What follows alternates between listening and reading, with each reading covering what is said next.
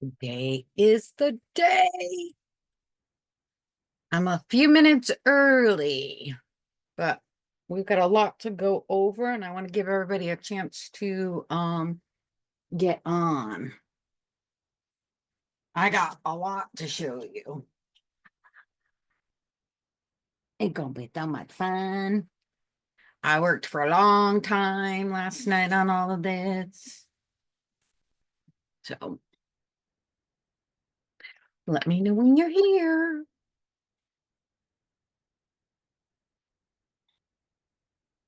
I'm so excited. Morning, Susan. How are you? Today is the day. I get to look. Just to show you. I worked really long yesterday. Half is done. Isn't it pretty? And today we're going to put the whole thing together. I'm going to show you how to do it. It's going to be a little bit longer, I think, class. But today is the day. Finally, it is here. We get to see how it all looks. Pretty, pretty, pretties. I did a lot of work yesterday. I worked on this until 5:30, but I got a late start doing all the blood work and doctors and crap yesterday. It's going to be so much fun. And I have some good stuff to show you. And then I get to put it away for a little while because I'm waiting for my extra pattern for the border that I plan on putting on it and some extra fabric. It's going to be so nice. It takes a while to do one of these quilts because you have a lot of prep work to do, but once you get going, and mine was a little bit more difficult than yours are because yours you're using the same fabric. I think it was, what was it, Tuesday, I guess. I didn't start sewing on this thing until like 2 o'clock in the afternoon because I got so frustrated because I'm doing the rainbow ombre. All of my quilt had to be laid out, so I knew which background pieces to sew to which parts. And I just couldn't get my brain wrapped around it at first. So I literally had to lay the whole thing out and then write notes on where all my colors were and take a picture of it. Like literally, it's hysterical what I had to do. So I literally had to write where all of my colors are. So I know which background piece would work for where. It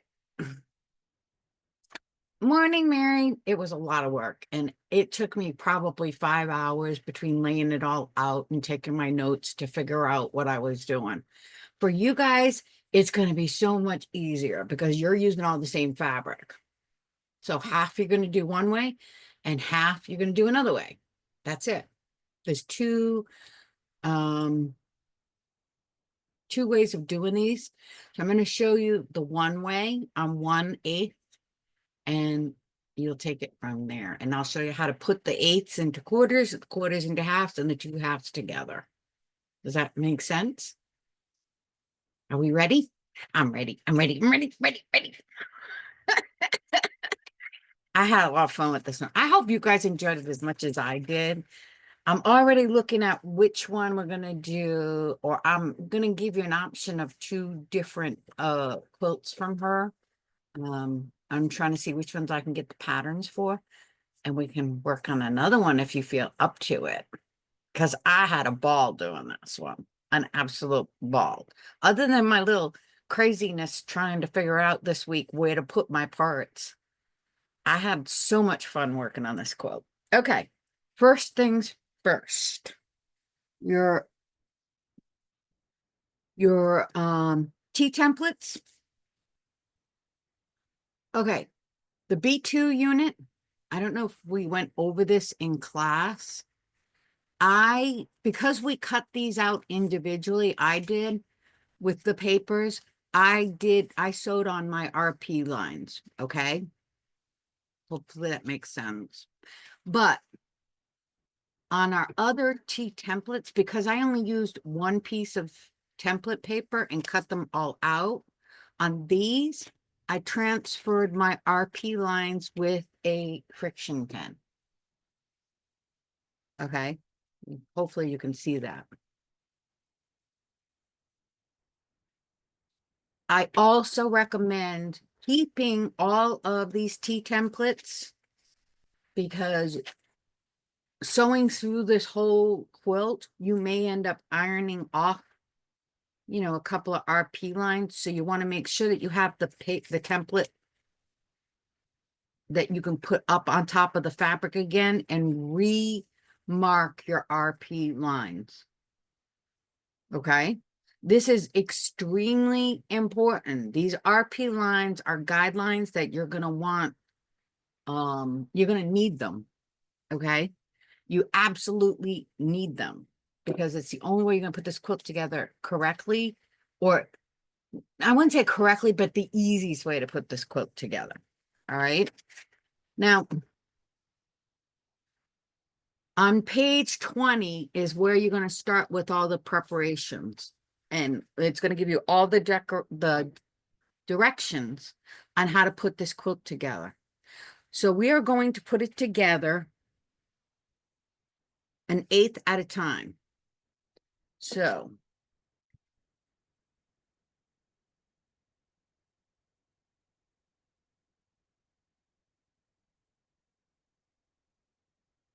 this is the part I'm putting together right now. So I put all of this first part together, and then I put all of this part together.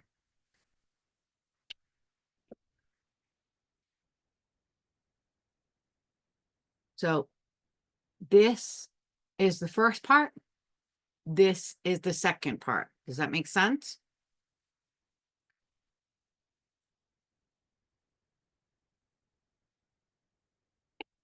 So you're going to have 8 1/8 pieces. You're going to have 8 of these. We're going to take the 2/8 and put them together as a quarter. So you'll have 4 1/4 pieces. Once you put the 2/8 together, and then you're going to take the 4 quarters, make them 2 halves. And then we'll put the 2 halves together. Are you with me so far? Please give me a yes or no if you get it.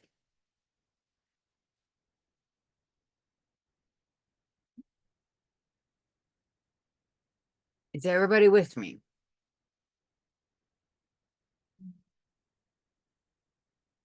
I'm actually going to put a whole eighth of the quilt together, then put 2 of the eighths together into a quarter for you, and 2 quarters into a half, and then connect it. So this one's going to be a little bit longer, but if we can get through this, you'll have everything you need to put this entire quilt together.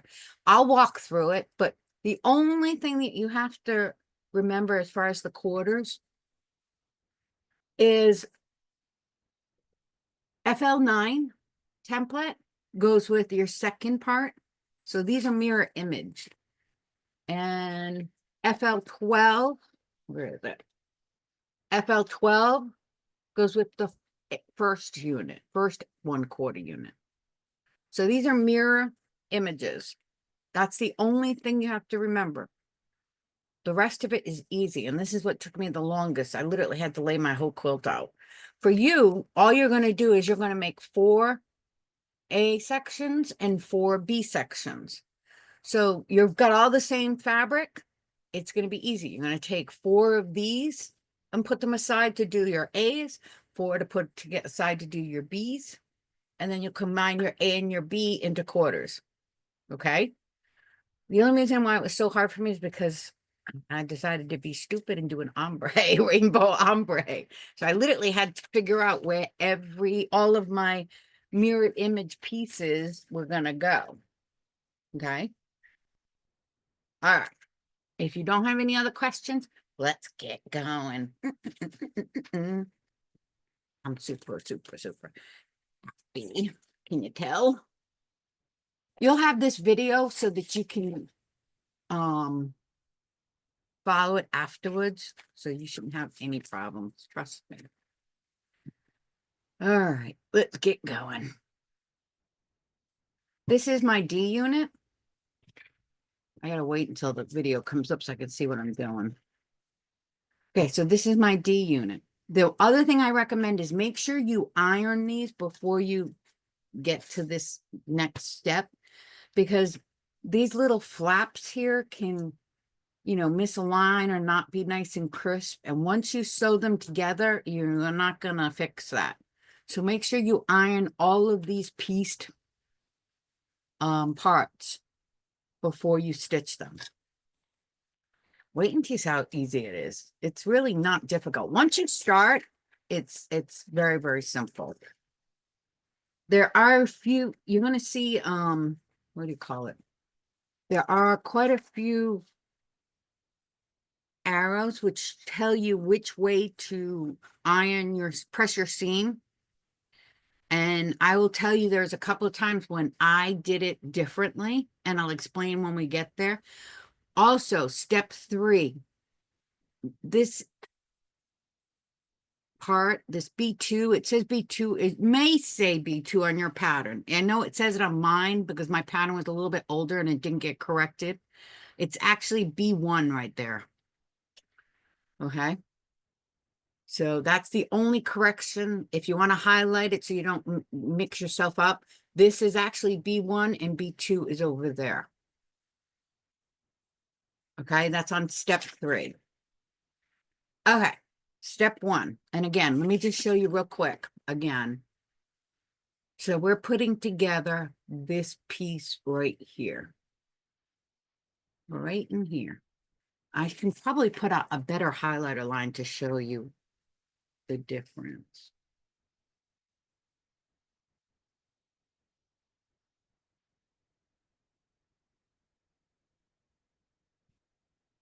Here is part A or step 1. Here's, part 1 and part 2, or part A and part B, whichever one that you want to call them. So this is 1/8. I've already done 4 of part B and 3 of part A. So I'm going to do 1 more part A, and then we're going to put an A and a B together. The only difference between these two, besides your mirror image of your FL9 and FL12, is part B has this little FL10 piece, and part A has the FL11, this corner spot. That's the only thing different. Okay. Other than that, they're the same. All right.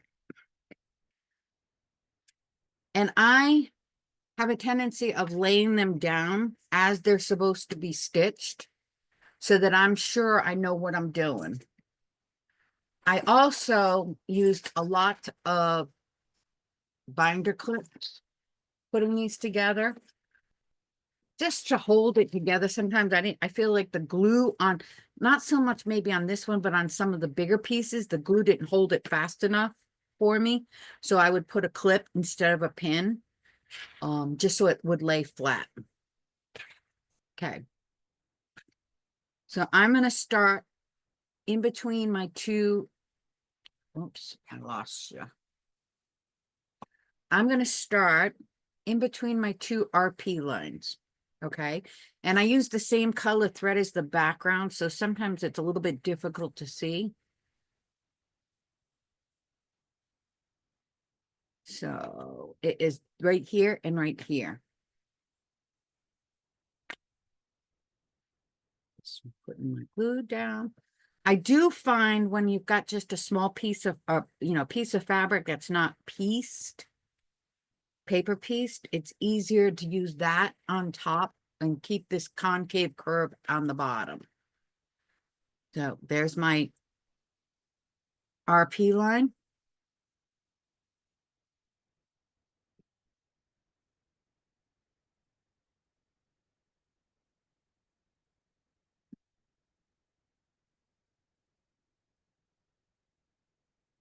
Other RP line.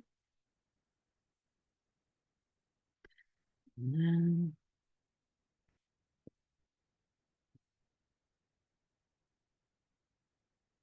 just gently work it in.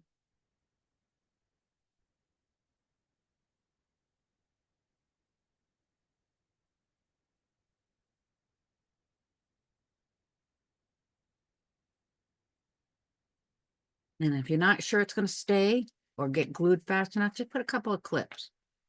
Easy peasy. Now, I'm going to go on this side. I tend to use a little bit more wider glue at the corner, just to make sure it doesn't move.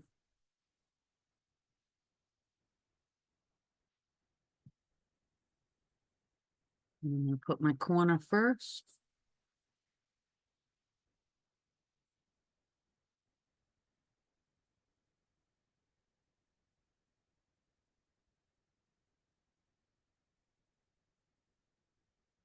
And then gently get the rest of your curves it up.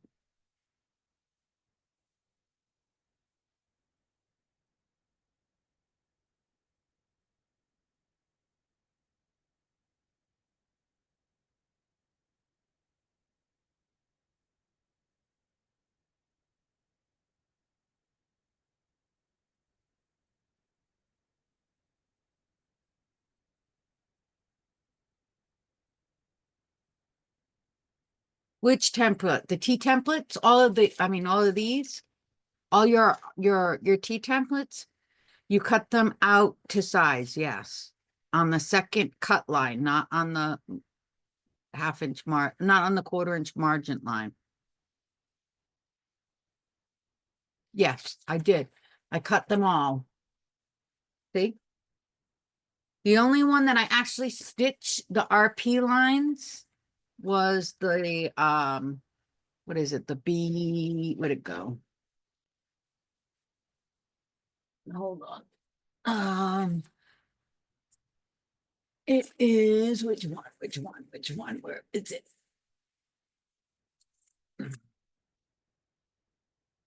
Where'd it go?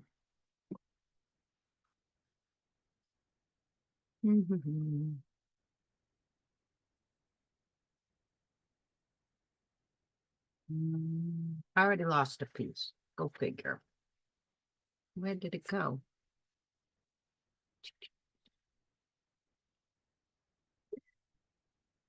All right. Hold on a second, because oh, here it is. Duh. Okay. The only one I actually stitch. Nah, Lucy, that's why we use the glue. That's why we use the glue stick, because it makes it so much easier to do the curves. So the only one that I stitched the RP lines was the B2 units, because I used a single template paper for every one that I cut out.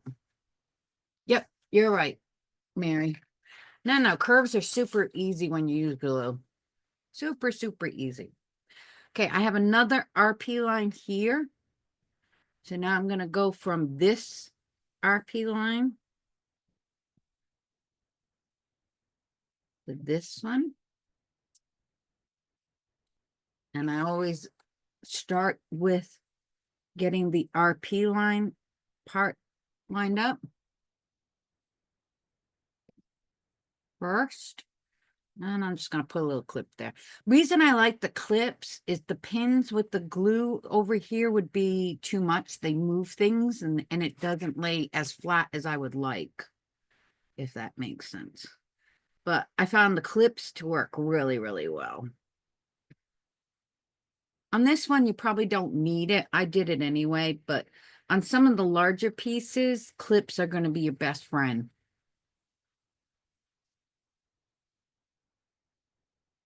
And just holding it with your fingers will help the glue set pretty fast.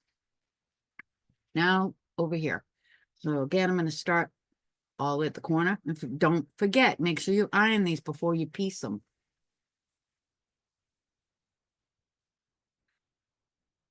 And this glue is completely 100% wash away. So it will dissolve the first time you wash the quilt. And it's not going to leave any marks. I'm going to tell you, the glue is the best thing I ever found. It makes life so much easier. So I'm going to start with the end first.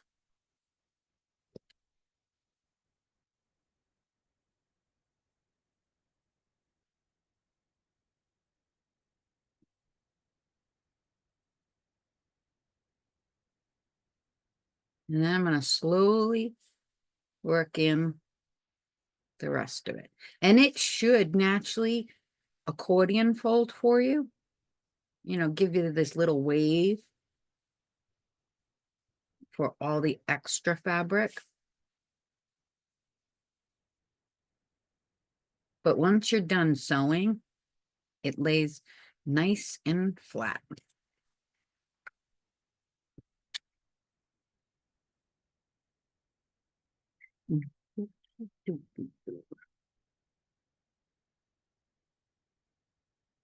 Yeah. Okay. So you should have this nice automatic accordion fold. See how it just kind of ruffles a little bit? Now we're going to go over and we're going to sew it.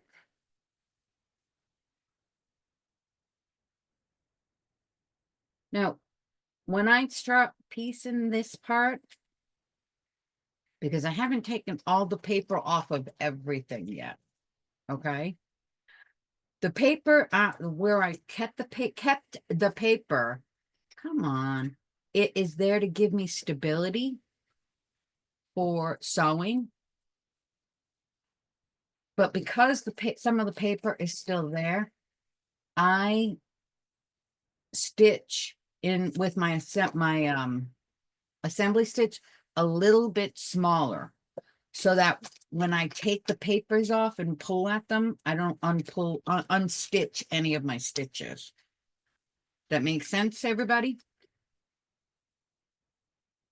And I did do, I tack down stitch both at the start and at the end on these, because I don't want these to unstitch as I'm going.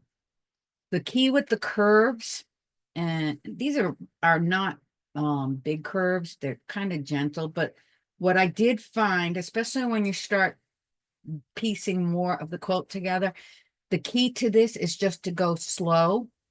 The 1/4-inch foot with the guide really does help a lot to keep you on track. And if you go slow, you'll have a consistent 1/4 inch all the way around, because that's key. And if you go slow, you're also not going to get any puckers. You'll be able to work them out as you go.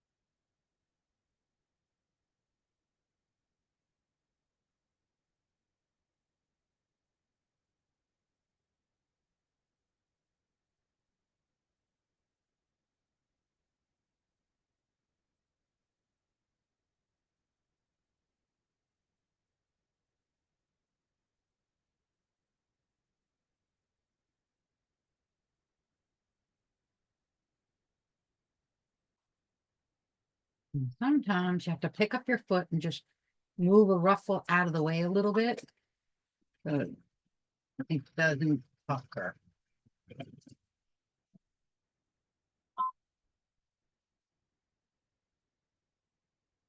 All right.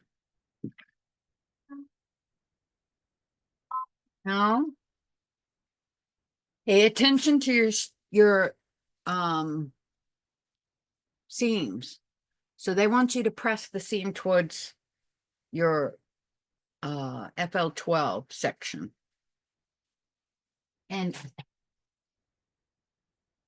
I'm just laying the iron down. I'm not, here's another thing. You don't want to stretch this fabric. You can fix it if you stretch it by steaming it or hitting it with a really hot iron and some best press. But the more that you stretch it, you're not going to get those nice gentle ruffles. You're going to get too many tucks and folds. So you don't want to stretch the fabric. And part of that is I am just pressing. I'm not ironing. I don't want to iron it to death. I just want to press my seam.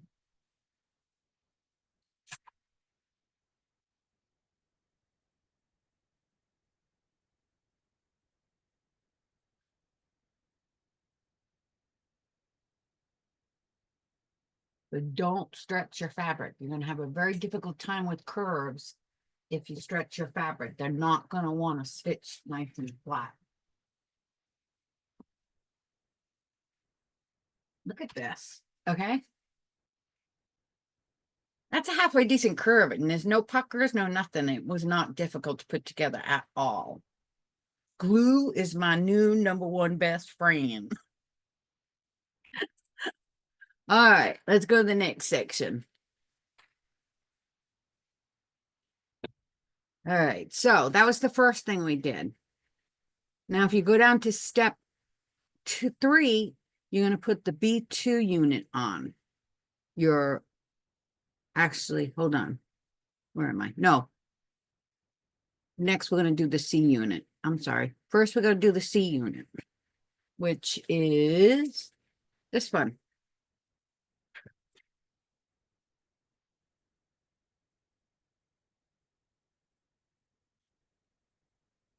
So here I am. We just did FL12 to the D. Now we're going to add the C to the D, and we're going to iron our seam down towards the C. No difference here, other than I didn't pull any of my paper out. I will pull this out when I'm done with the quilt top. It's just easier to leave it in because when you're sewing along, oh, here's the other thing I wanted to show you. When I turned it over, because I left my paper there, I am really good. You know, the paper moves a little bit, but you will be able to see when you turn it over. I am like spot on with my 1/4-inch seam just about the entire way. So it hits that 1/4-inch line all the way around. So yes, I left my paper on. I do take it off the sides here. And before I sew this unit to my D unit, down here we have a ton of built up, okay? Because of all of these points coming into one spot, I took my little sharp scissors and cut some of this seam allowance out, just a little bit, not a ton, but just to try and get rid of some of the bulk here. Hopefully you can see what I did. So you see how I got a little bit in between the seam allowance. I've cut a lot of the little pieces out. I did that because that's the only part in the entire quilt that is extremely bulky. And because of that, I also did not press it when we get to that point the same way they tell you to. But that's just me. I'll show you and I'll explain why. Okay, before I sew this on, I always double check that all of my RP lines are where they're supposed to be. Just so I know what I'm doing. And I'm gonna actually turn it over like this.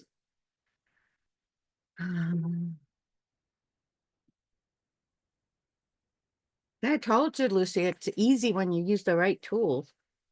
I'm going to go between my RP lines. And RP lines, if you're new, are just markers so that when they're marking points, they help you line everything up.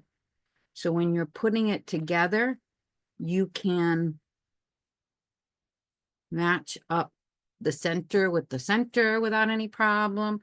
This is one of the spots where your clips are really going to help, because this is a pretty drastic curve. It's not the easiest.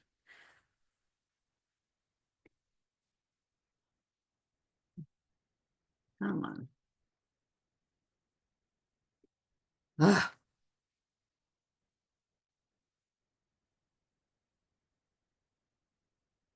come on. It's because I'm on video. It wants to give me trouble.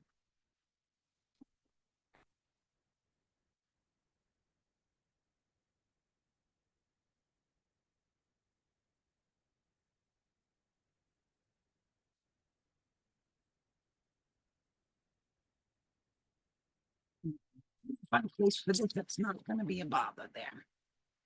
All right. Now, I'm just going to gently work in between the two RP lines.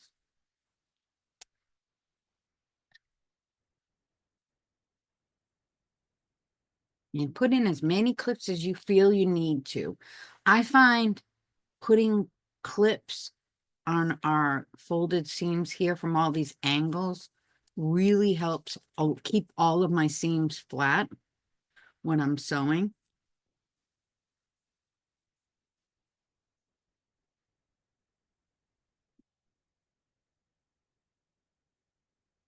Now, I'm going to go from this RP line to this RP line. I'm sorry if this class is going to be a little bit longer than normal, but I really don't think it's worth trying to do 2 classes to do this assembly. Because I think after I show you one part, you guys will be able to do the rest very simply, and you'd end up waiting for me anyway. Or just going ahead, if that makes sense. All right. Come on.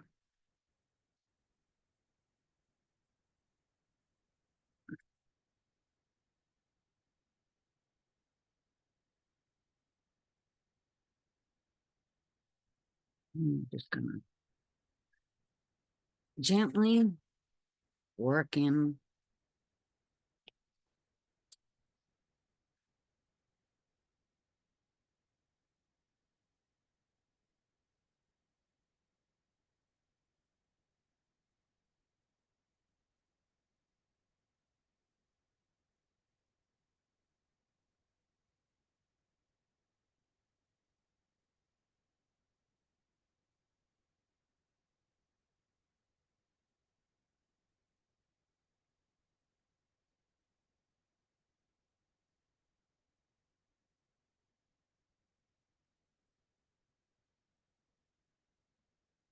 I think I spent more time gluing and clipping than I did sewing yesterday.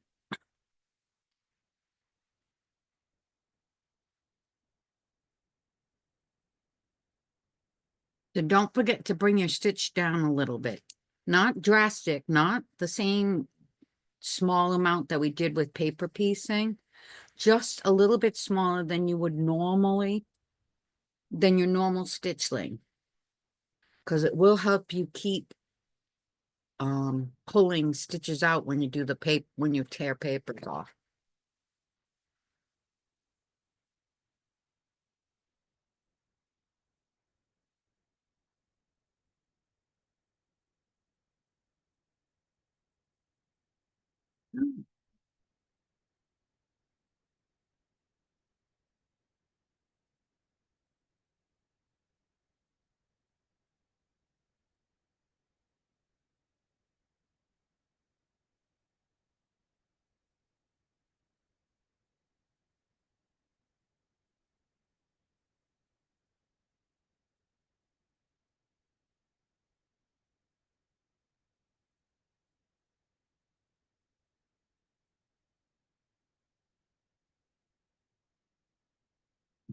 You guys have any questions? Let me know. I know this takes a while, but the more detailed that you get, like there's a little bit of a smart cut right there. See the little bit of an angle? Those are there to help you line everything up. And the more that you take the time to get these lined up correctly and well, the happier you're going to be, because you don't want to have to start pulling this thing apart. I've done it my fair share and it's not fun. Unstitching, paper piecing is a pain in the butt.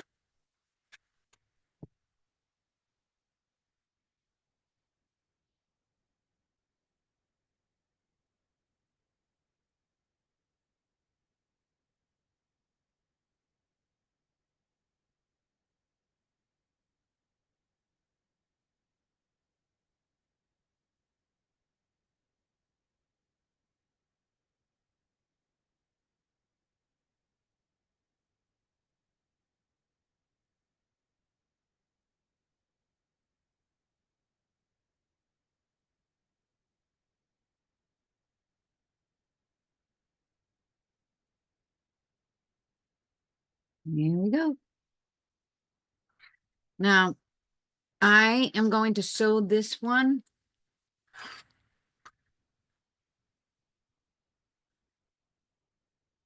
from this side, not from this side. Okay.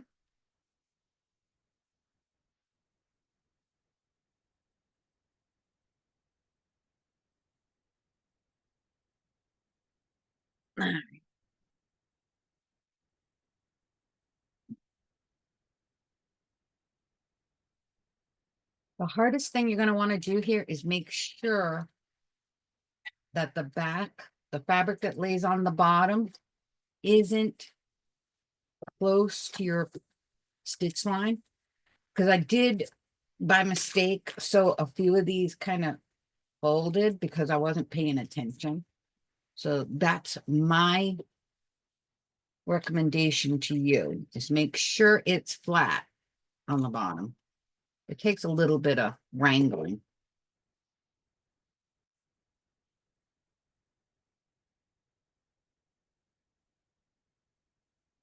All right, let's try this the other way. It's being a pain in the butt. All right, we're going to do it this side. Yeah, let's do it this way. Do it from the D side, not the C side.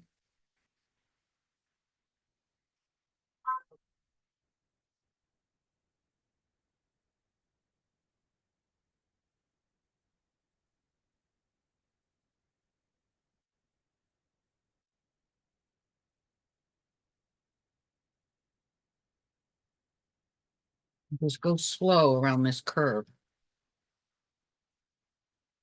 Oop, it's not what I wanted.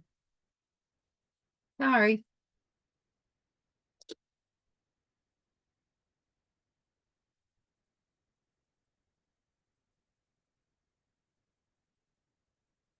So I'm sewing it from with the D side on top and just go slow around this curve.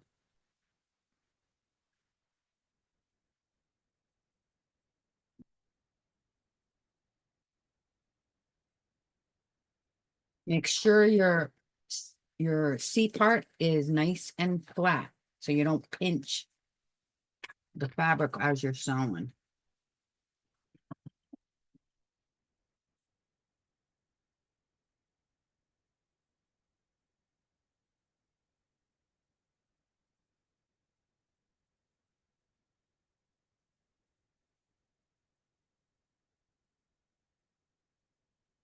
And I sew with my needle down so that if I have to pick my foot up to adjust my folds, I'm not moving my needle.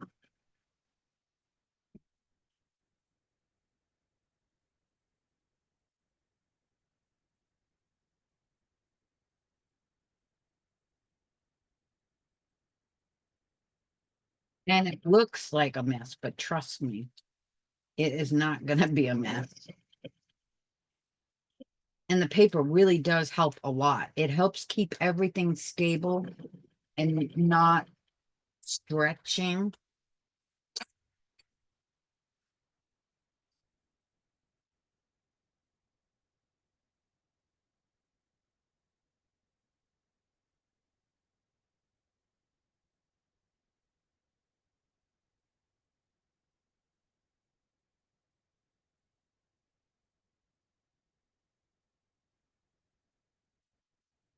All right. Let's see. Look at that. I'm gonna iron it now and I'll show you how pretty it looks. Now this one we have to iron towards the sea. So it's got to be ironed down. Sometimes I have found that pre-ironing it from the back just a little bit to make sure your seams go down and then iron it from the front, you'll be better off sometimes.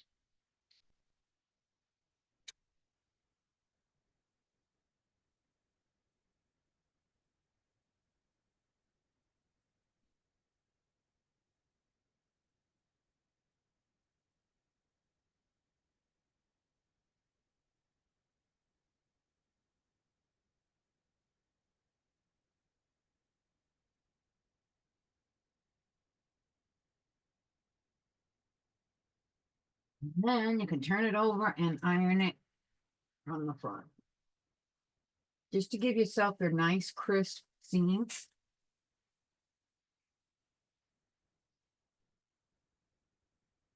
Especially on the sides where you're going to sew some more and connect it. You want to make sure that you're exactly where, the seam is nice and flat. Once you sew them together, if it's not flat, you're not going to be able to fix it. I mean, you can, but it takes a lot more work. Seam with a seam ripper and paper pieces, it's not fun. I've done it. I've done it a lot in this quilt because I decided to do a rainbow quilt, which made it much more difficult. But look, how's that for a curve?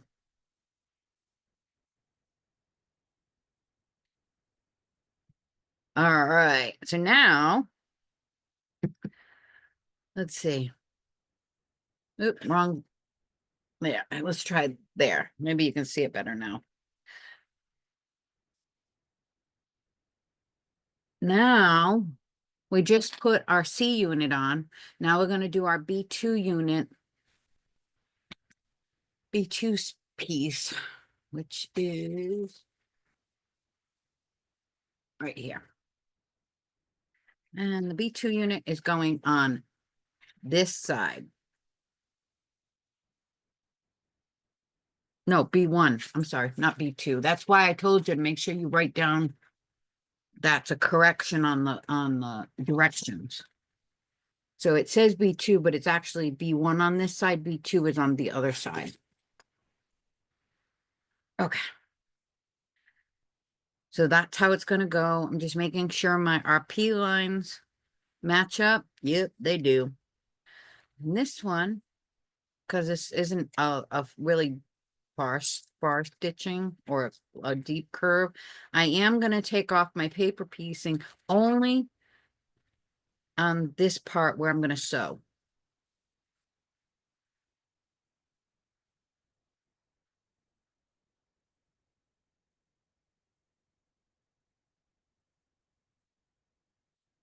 This is easier if I do it this way. I'm going to do it backwards. It's a pain in the butt. And because our RP lines are stitched with a basting stitch, sometimes they come out a little bit, and that's when I just remark them before I start sewing with the friction pen.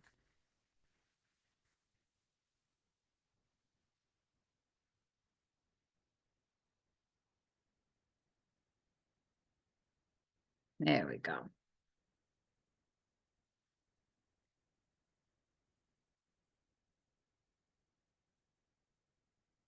I have so much paper in the trash. I've already emptied my trash can twice because of all of these papers. Crazy. All right.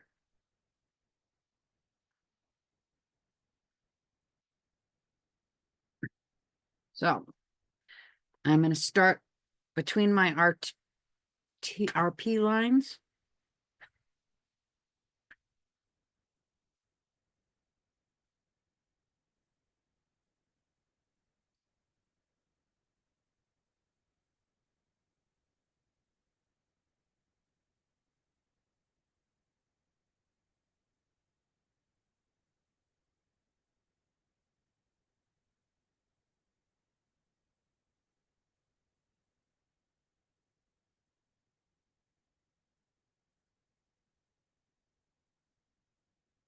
can't wait for the fabric and the pattern to come in for the border for this quilt.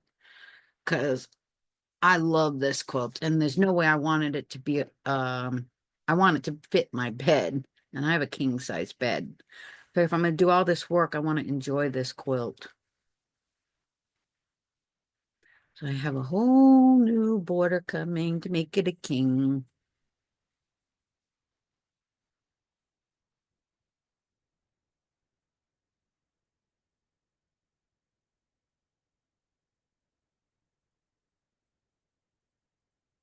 And see all my seams? I found putting a clip, even though this is pretty stuck together, I'm moving pretty quickly, but putting a clip on those seams helped keep my seams nice and flat. Now I'm going to go out here, and remember I trimmed some of my seam allowance out of here from this one point. This is the only point in the entire quilt that's very bulky, and it's to be expected because you've got all of these points going in to one into the center, but it's the only yucky point part of the whole quilt. Again, I'm going to start with the end.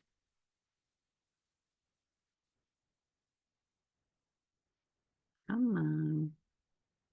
Sometimes it takes a little bit of finesse to get the smart corners lined up the way they're supposed to be.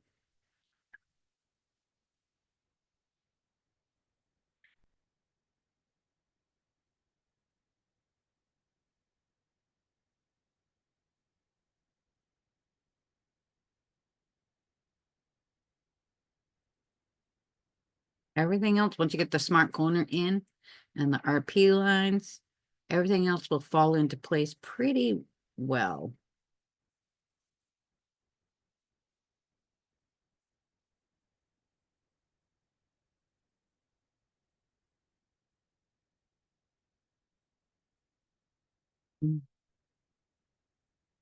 I went through a lot of this glue. As a matter of fact, I just ordered some more. I can't imagine trying to do this quilt without, or any of these type of quilts without the glue pen. I really can't. It is my new favorite tool.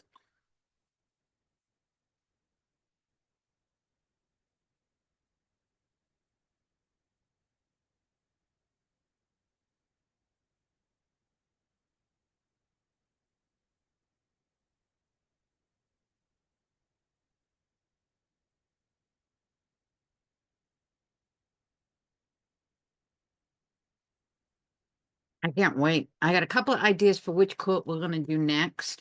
One of them is the macaw pattern, like the bird macaw. And I'll have two different patterns, a queen size and the standard throw or wall quilt. What they call it, a wall quilt, but it's like 90 by 90 or 80 by 80, something like that. The other one is the Arctic Star, I think. Those two.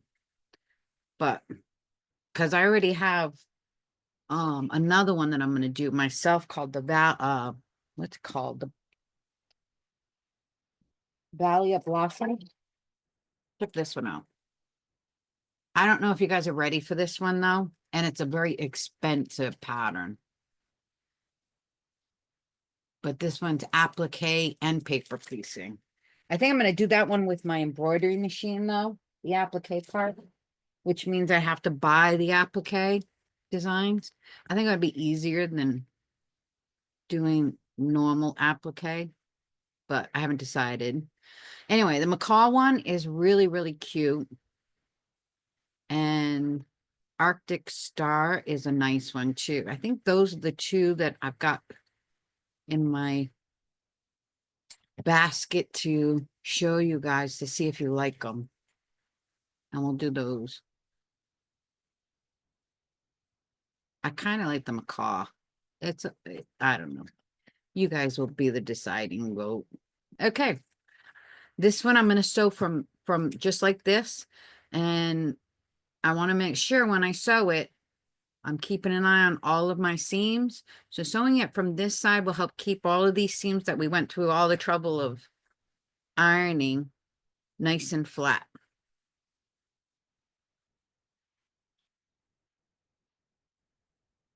I don't know. You tell me, guys, are you ready for another one of these quilts?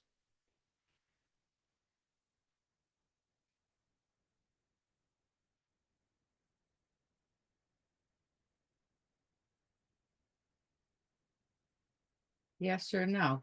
Because I'm gonna have to buy a whole bunch of patterns once you guys decide which one you want to do.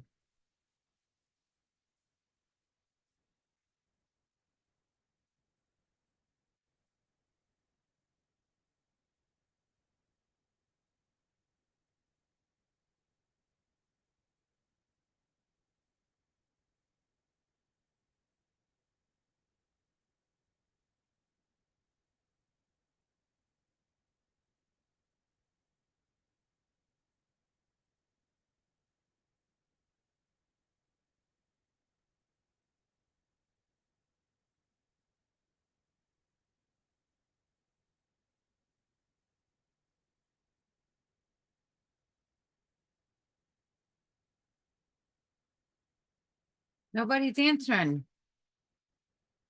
Oh, you already bought, oh, you bought Summer Solstice a few years ago. I haven't seen that one. I have macaw, I have valley blossoms. I think I have the ice queen, ice. It will go together fine, Mary. I think I have, one of them, I think it's ice something. I don't know. I have a lot of these because I've always wanted to do them. So when I have a chance to buy a pattern on sale or something, I pick them up. But I can still purchase the macaw, which is, I'll see if I can show you a picture, and Arctic Star for sure. I already have those in my basket from my wholesaler.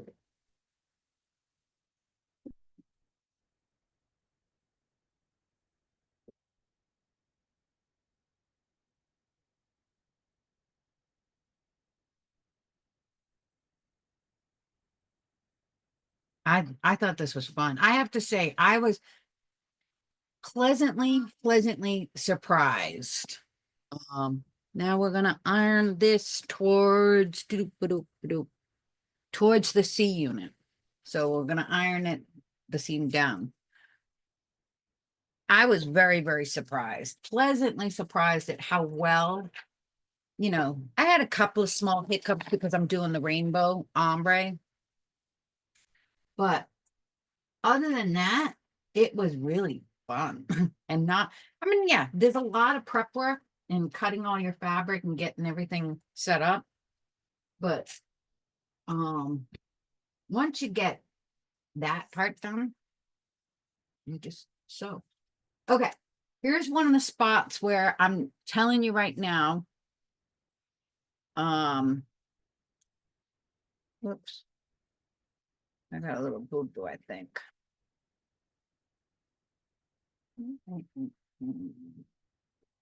Let me see, hold on.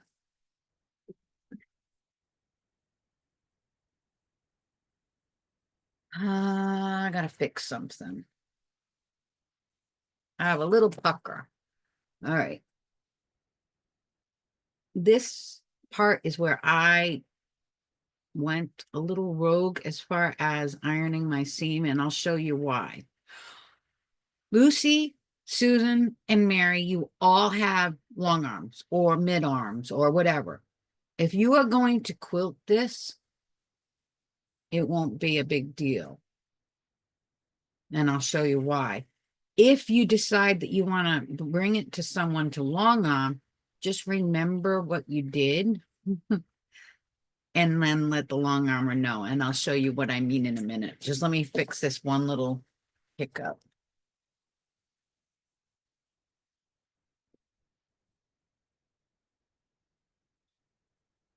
And I'll show you. Because for me, it was like the difference between night and day ironing this quilt and not having a huge bulk at the bottom, right in the center. which I can't stand. So there's two spots in here that I went just a little rogue, okay?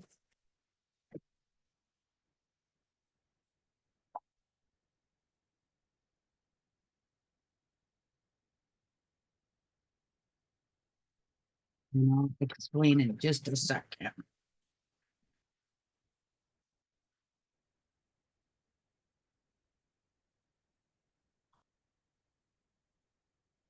I have all the faith in the world in you, Mary. It will go together beautifully.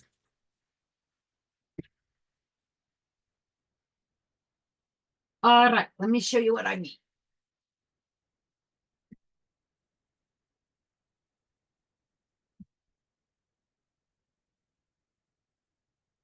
First of all, see how pretty.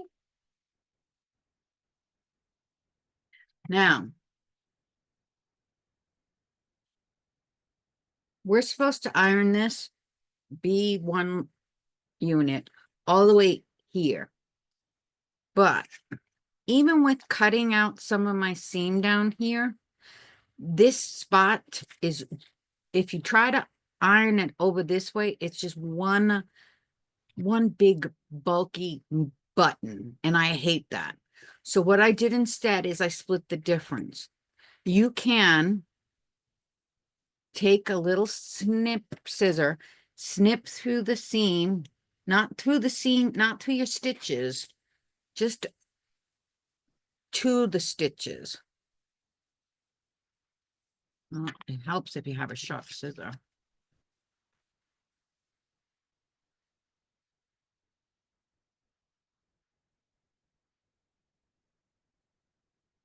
Okay. Just a little tiny snip in all of that. And when you iron all up to that snip that way towards your C unit, and this little part down here towards your B1 unit, or your B1 unit. What that will do is it makes this part nice and flat. Now, if you are long arming it, you'll know what you did. Okay, so that when you sew down here, you'll know that this is not necessarily the ditch in this part, like it will be here. If you bring it to a long armor, by all means, let them know. But I think it makes a huge difference. Okay, it might be just me, but I like it a lot better. And when you get to that point, you can do it just like the direction says, by all means. It's completely up to you. Or you can take my advice and snip your seam just a tiny bit. You don't want to snip the stitching. Just give yourself that little bit of wiggle room, and it will make a huge difference in how your whole piece lays down. And I think it's a lot better option. It's a lot less bulky. There's only so much you can cut out of that seam. And if you go too far, you're going to be cutting fabric off, but you don't want to.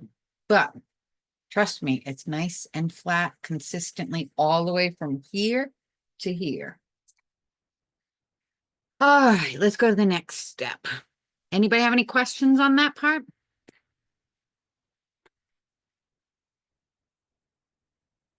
The next step is my second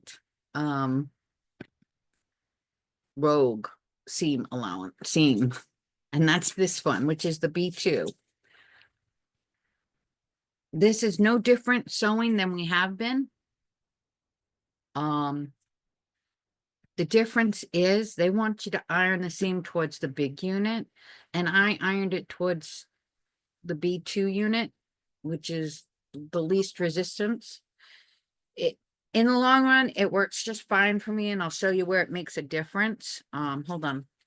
I want to iron this just a little bit better. I'll show you later on when we piece more of this quarter together where it will make the difference. But to me, eh, I know I'm gonna quilt this quilt. So I know, I'm the one that's gonna be long arming. I know where my seams are. It's not gonna bother me in the least. But you never know. I left the paper on the back of this unit as I'm sewing it. Just I take the paper on take the paper off after I finish sewing.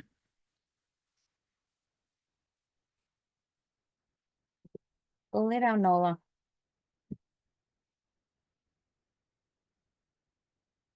We've had fire engines going by and ambulances, and the noise is freaking Nola out.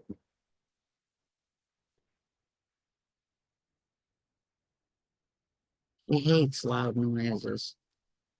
It was the same thing yesterday. It's someone pretty close, I think. We have a fire station right down the street, so it's not unusual to hear alarms, but she freaks out every time the sirens, loud noises.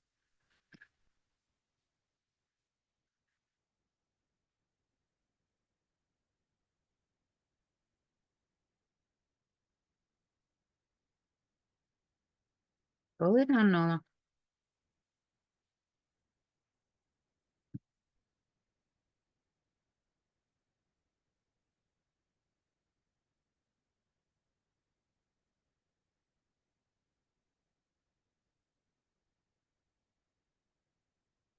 Now I'm going down here.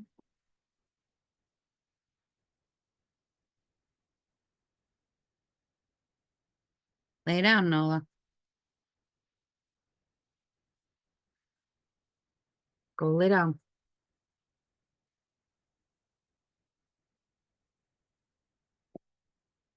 I said, go lay down.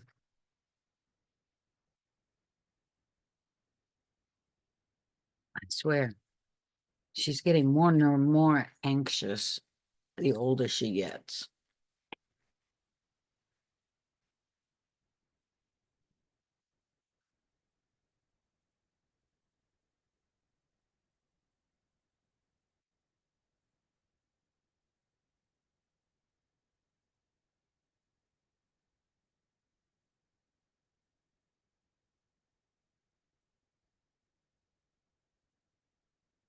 By keeping the paper on, I'll know exactly where my 1/4 inch seam is. And with all these clips, it keeps the paper right where I want it. And it just helps. It's just that added benefit of stitching good seams.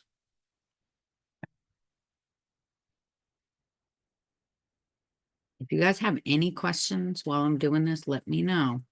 Because if not, I'm going to assume that you guys are good and I'm going to keep on going through this because this is a long class. I just can't see splitting it up into 2 classes. I think once you see this and you've got the video, so I walk you through everything, it's just easier in one class.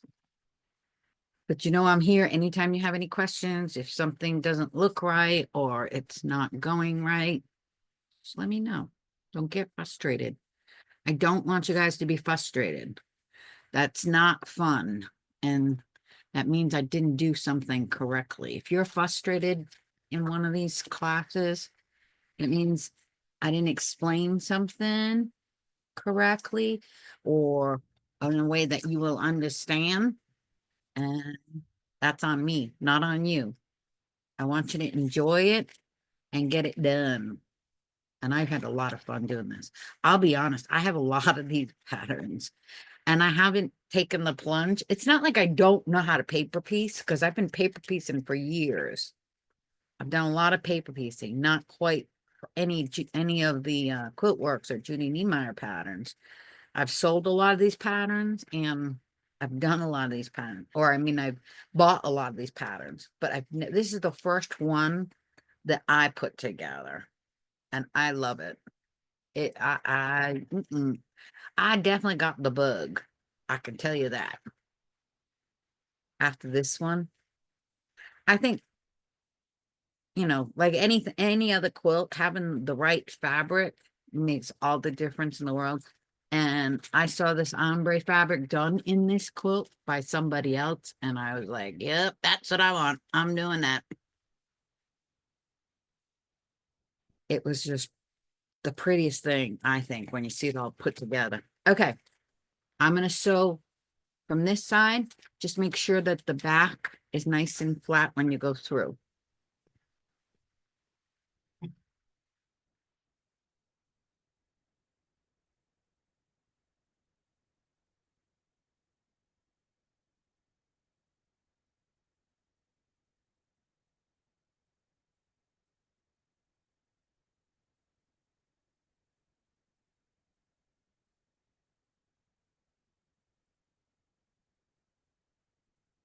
Hey, my thread came out.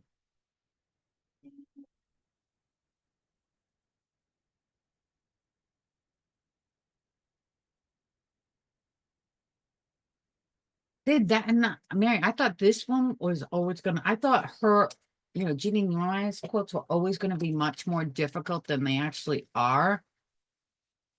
All the paper piecing I've done before is like, traditional foundation paper piecing, just easy stuff. To me, all of that is easy. Now, after finally doing one of these, I'm like, I am definitely hooked, hooked beyond belief. I think it's a lot less difficult than I thought it was.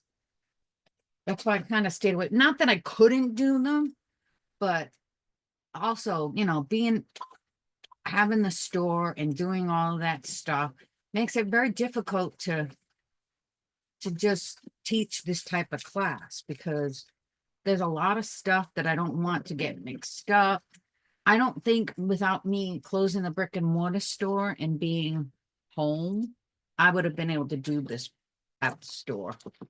So, and let me tell you, I've had this pattern and this fabric for almost a year and a half, just sitting in my studio, in my, waiting for the right time. Because I saw another store kitted it just like this with these fabrics, and I fell in love. I absolutely fell in love. So, but yeah, I know what you mean. I've been quilting since I was 12, and this is the first Judy Niemeyer quilt I've done. Do you know how long Judy has been around making patterns? A long time.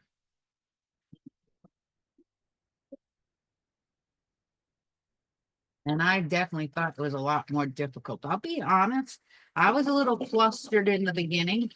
Like, oh my God, what did I get myself into?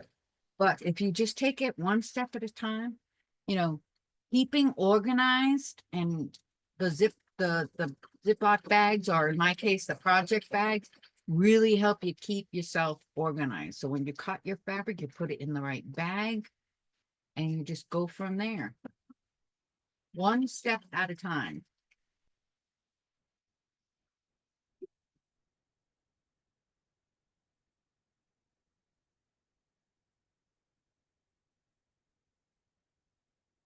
Yeah, it's been around a long time. And this isn't even one of her older ones. This is just, it's not even the oldest one she has, but I didn't like I think I've told you guys before, I did not like I don't have the picture, the fabric that she used in the front page of this pattern. To me, is just doesn't do anything for the pattern. I've seen this pattern plenty of times, but it wasn't until I saw the pattern done with the ombre fabrics that it appealed to me. Fabric is huge. Okay, picking the right fabric can make or break any quilt, and it doesn't matter what anybody else thinks. It's only what you think. So if you like it, by all means, that's all that matters. uh, this one we're gonna iron all right, this is the one where I told you I went rogue. They want you to iron it towards the center. I'm ironing it towards the path of least resistance. And it really didn't make a big difference for me in the long run, but it's up to you.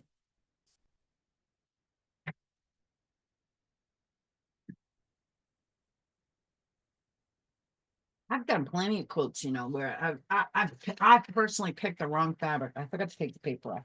Personally picked the wrong fabric, and I didn't like the quilt when I was done. But you change the fabric and that same pattern, it's a completely different quilt. Literally, I probably looked at this pattern, a couple of dozen times. It wasn't until I saw it with the ombre fabric that I fell in love.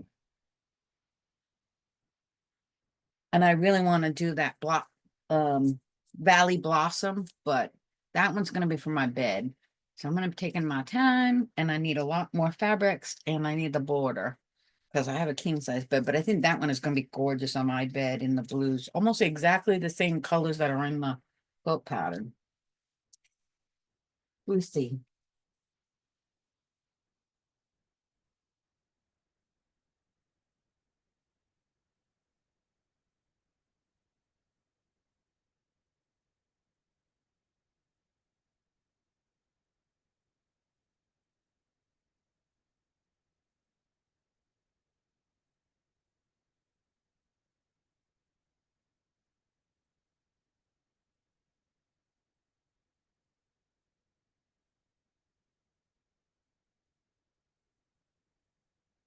Careful using your best press if you haven't taken all your papers off, or you're using tape on the back of your tea templates, because guess what?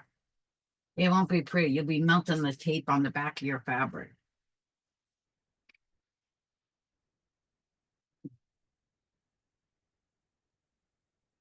All right. Now we're going on. That was step 5. Yep.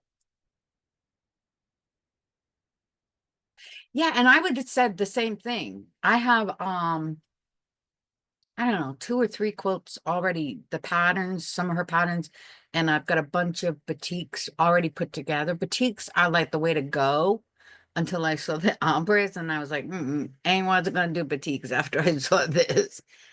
All right, that was step 5. Now we're on to step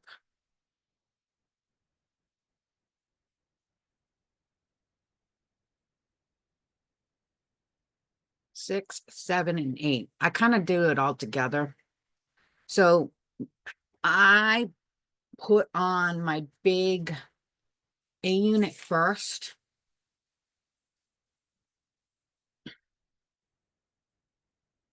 And it takes me a little bit of figuring. Sometimes I got to lay it down and just remind myself what I'm doing. So I want, this one is going to go right there. It's going to fit right just in this one little part. So I match up, make sure all the TP lines of the RP lines are correct. Yep, good.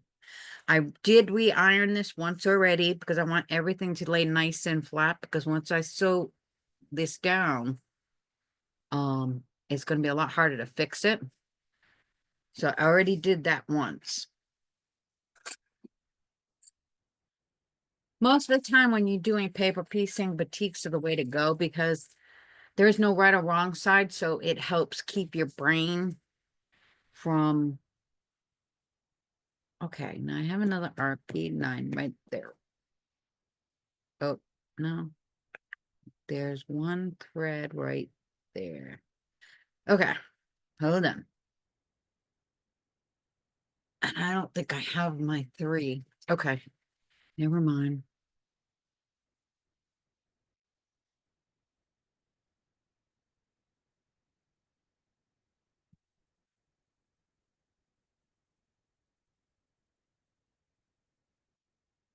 When you pull your papers, sometimes you get a little bit too crazy and it pulls out your TP lines. So you just got to be careful. Having the papers, that's why I keep, the full size papers, like especially the TRP, not the TRP, the T template papers. I keep them because sometimes you just got to be able to remark your marks.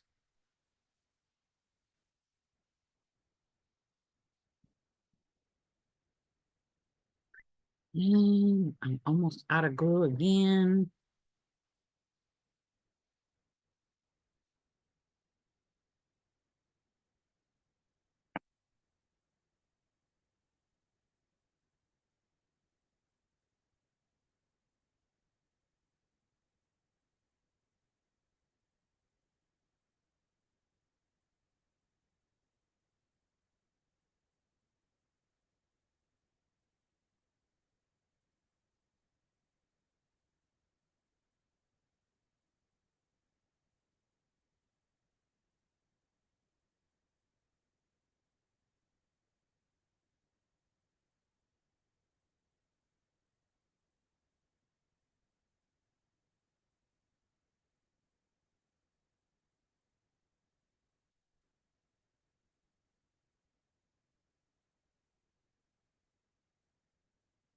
If you glue this together wrong, just pull it apart. Okay, don't worry about any extra glue. Don't worry. And once it's washed, it will all dissolve. So just unstick it, re-glue it, and stick it down again.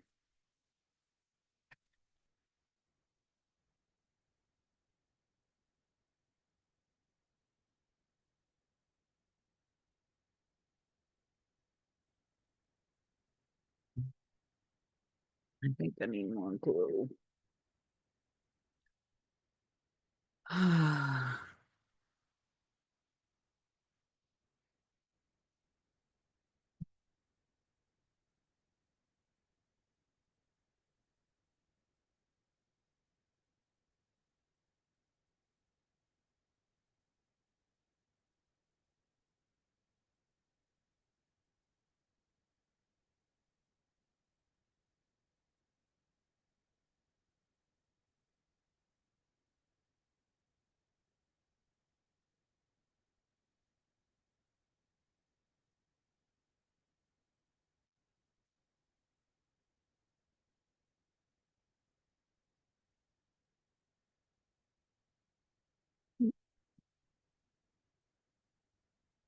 Mamishka Bibble.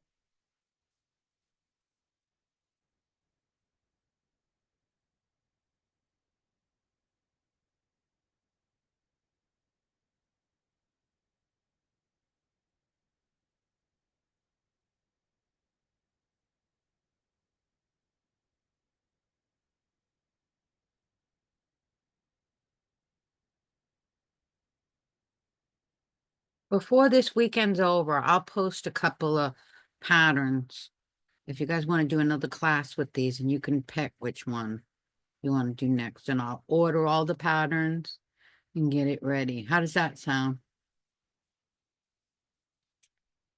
Or maybe not this week, next week. How's that? To give you a chance to put it together and decide if you still want to do it. I love it. I'm gonna be doing another one, plain and simple, because I really enjoyed this. I love how it looks. I love the intricate designs.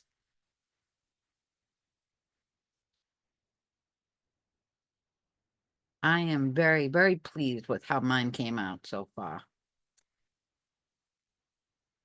So I'll do it next weekend. That way it gives you a whole week to decide after putting yours together.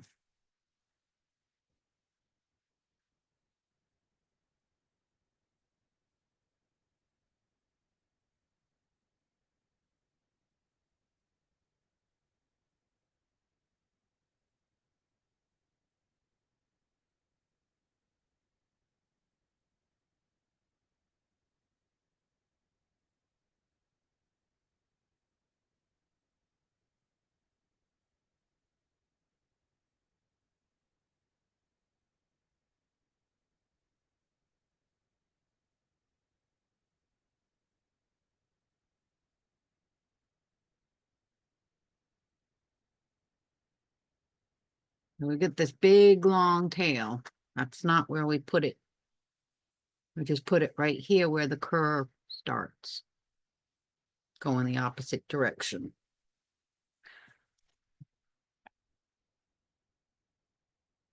That's why I always lay them out right, lay them out on the floor. I had to because it was the only way I could figure out where everything went.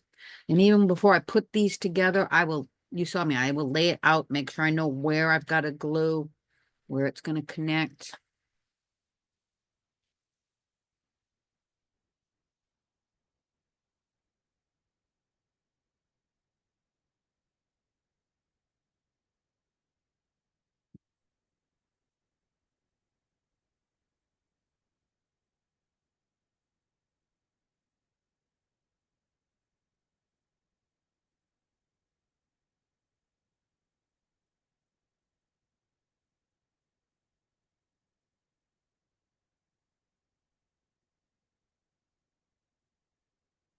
Hey, Rita. Yeah, this one's a long class because it's the end of this class. It's the final step in putting the whole thing together. How are you, Rita?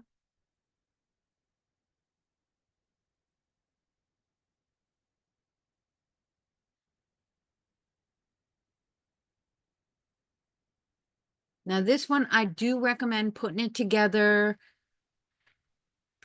with this side up, but I'm going to caution you. Make sure this lays flat and doesn't get folded like this. Okay. So when you put it down, I do a lot of, pulling, making sure it's nice and flat because I have sewed a fold in this. It's just easier from the top to sew it than it is from the bottom. So how are you, Rita?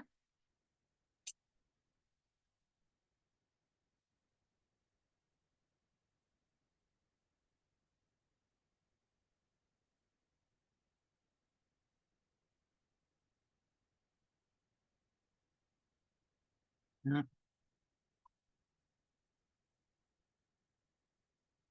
Come on. Sometimes it just wants to be a pain. All right, let's try that again.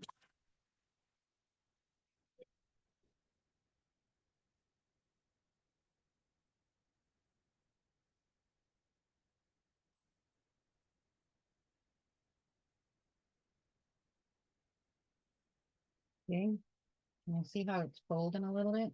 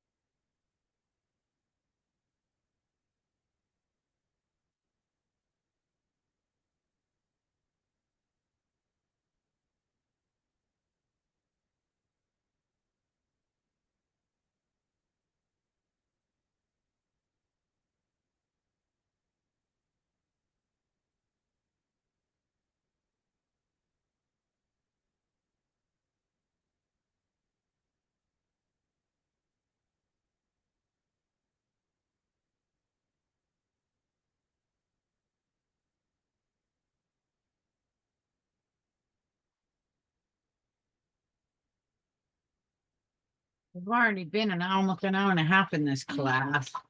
Told you it was gonna be a long one, but it's well worth it. All right, now this one, I'm gonna iron the seam.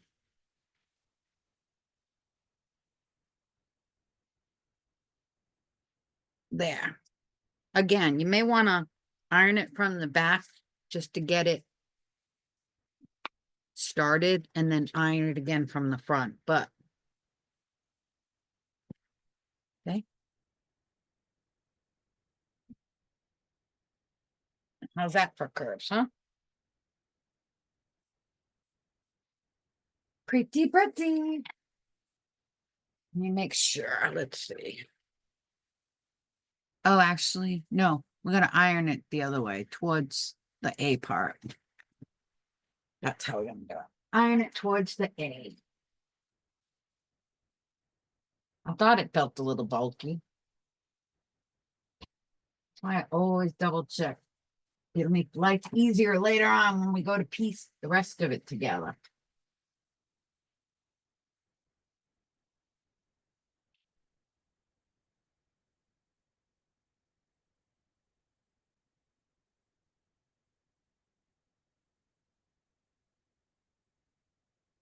Hmm. Everybody still with me?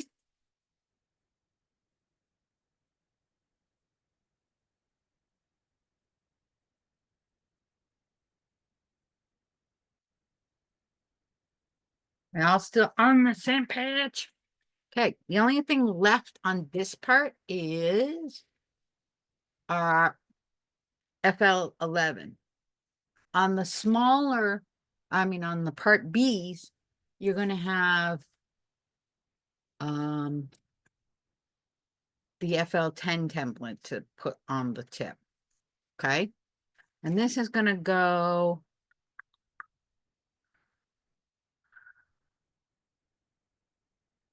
now again. I marked the RP lines.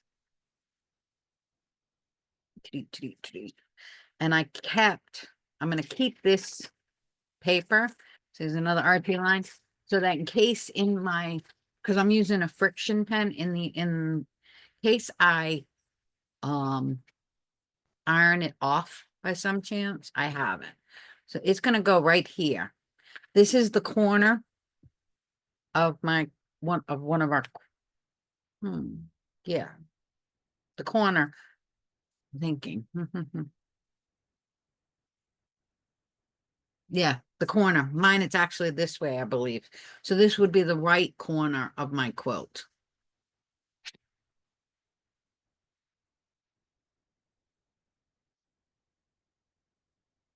Goes just like that. Now, that's 1/4 done. And once we sew this, we're going to put it put the another quarter on connected to this one, which will give us our half. And then the only thing we have left to do is put the two halves together for your quilt to be done. Now, again, mine is going to be done in the fact that I'm still waiting on more fabric for the border and the border papers. So I'm going to add another border to the whole quilt, pieced border, so that I can make it bigger. Because I want to use this quilt and show it off on my bed.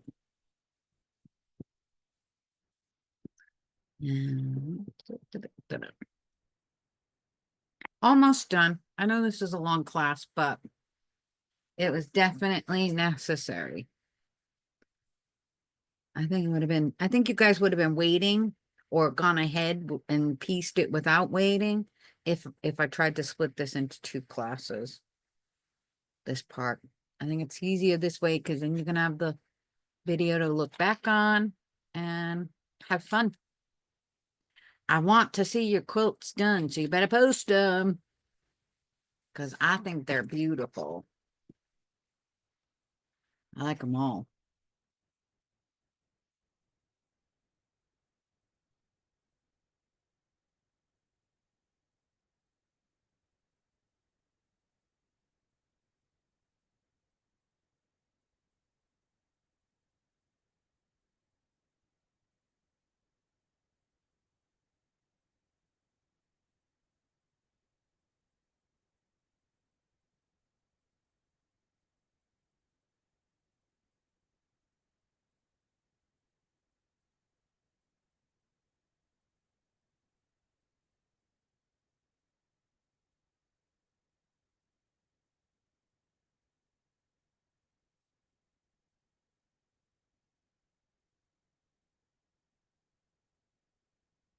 Okay.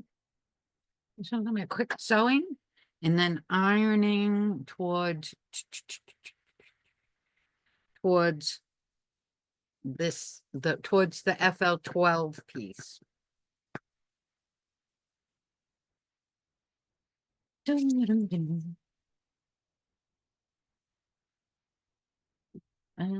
No.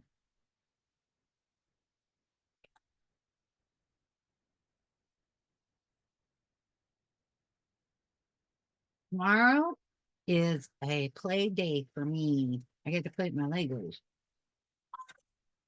I know. I'm just like a little kid. What can I say? Since I discovered Legos, it's uh like a child.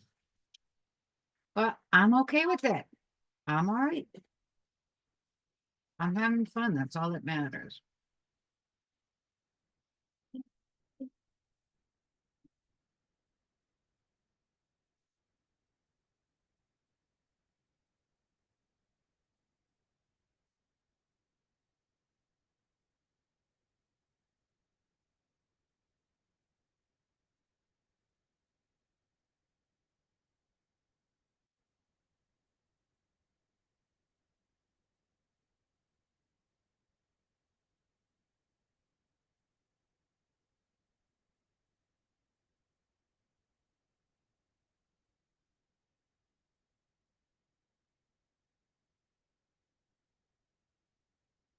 Forget to back stitch at the front and the back.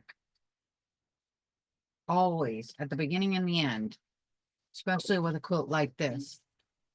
You don't want to start unraveling as you're putting it together. Oh, yeah, I keep dropping clips all over the place, but that's okay. Now we're gonna iron this going towards our FL12.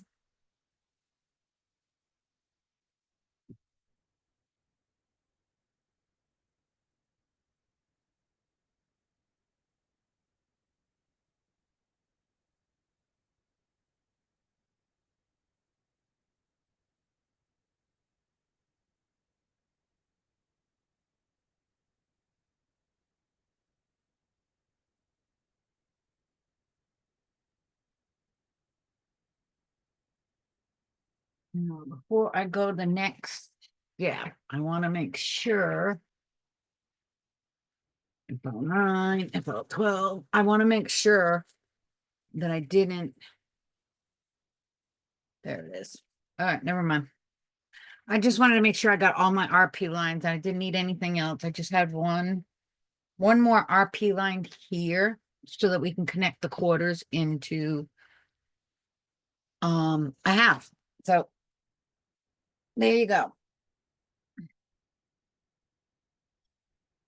Now, this is the A section. The B section is exactly the same. The only difference, I'm going to say it again, is you're going to use, instead of this last piece we use, which is FL11, you're going to use the template FL10.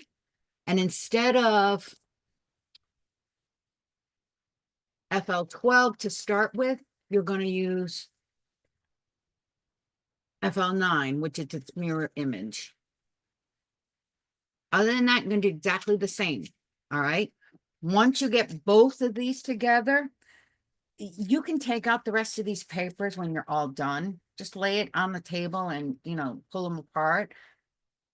I recommend keeping these in there until you're done. Because just this curve here and both sides is, it will help keep the stability, so you're not going to stretch your fabric out as you're putting it together. So for me, here's my B section. I don't know, can you see that? I can't see.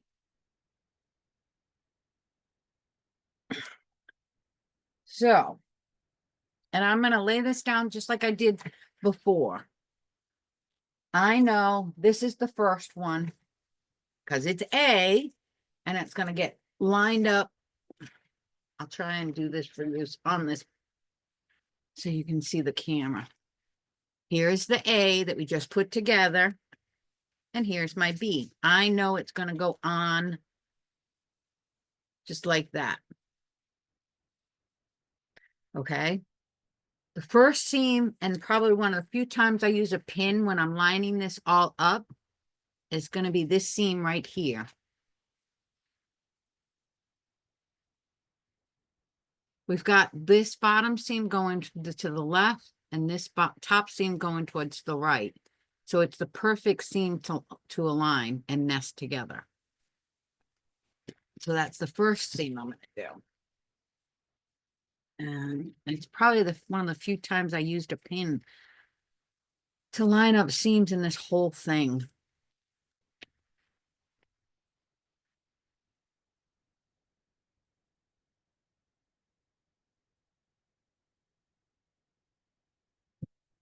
And I start sewing. When I'm going to sew, I sew from this side up. So remember that when you put your pin in. So my pin is going to go this side to that side. Make sure.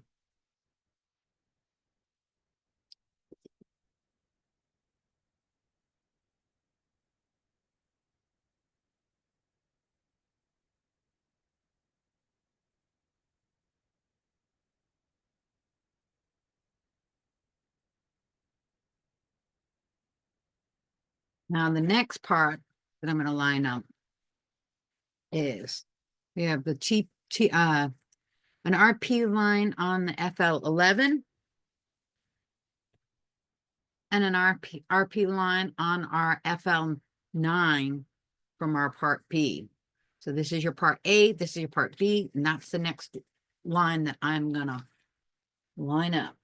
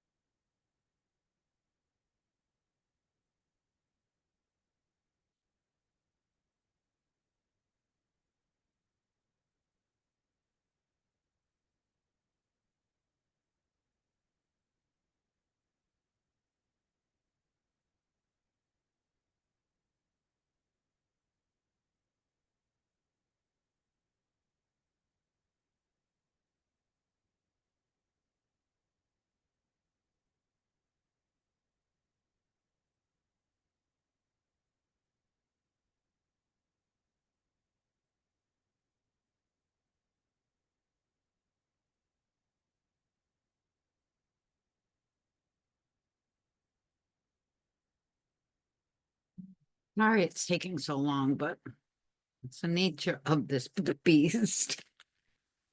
It's a big quilt. All right.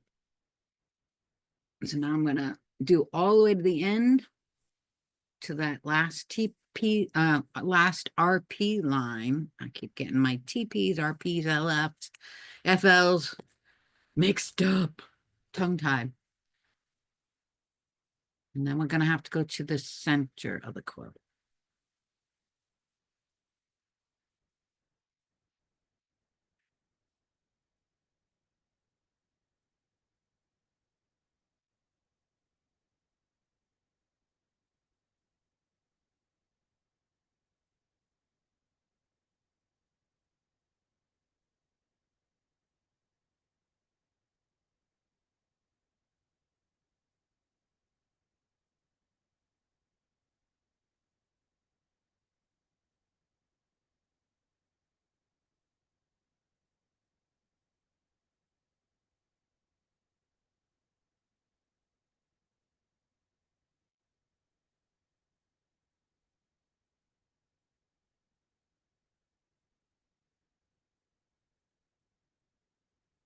All right, so we've got that part done.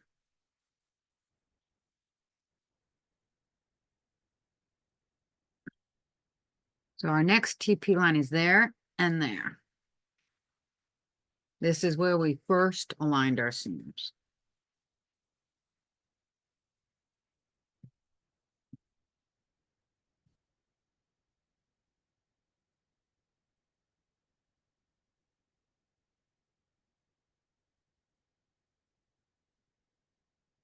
Mm.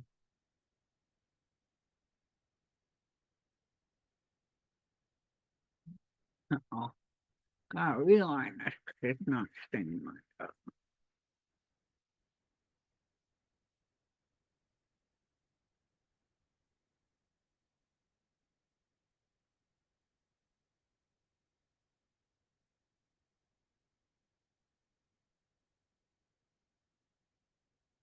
Mm-mm.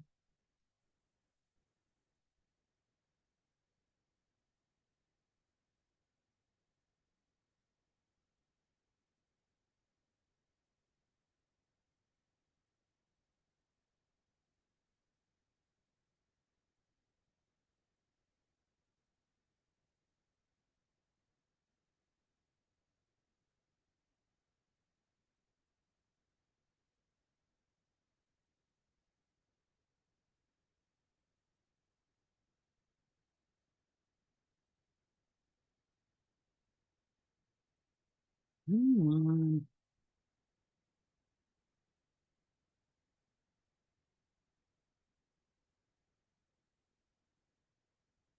There we go. Okay.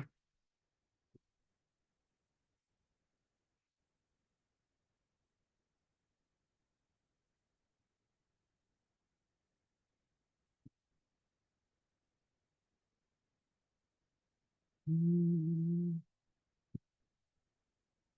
RP to RP. I know it's hard to see because I use the background, the fabric, this thread that matches my background. I can see it, but you may not be able to see it. And those are all basted. So I would just, I'm not even going to worry about pulling them out until I actually quilt this. And then I can rip them out when, while it's on my long arm. That's just me. If you want to take the time to take all your papers off and then take those basting RP stitches out, that's completely up to you. But I'm just gonna, I'll worry about it when it's on the long arm. I think it'll be a lot easier for me to pull the threads then.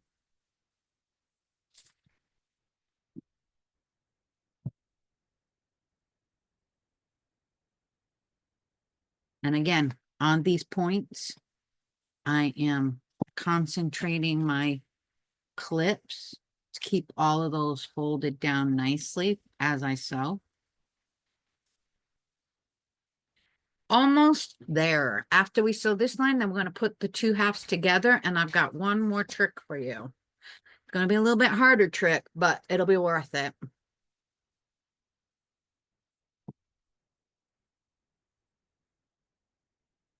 Another RP line right here. And it's I got the holes, but it unstitched a little bit when I was pulling the paper off, but it's still there enough for me to see it.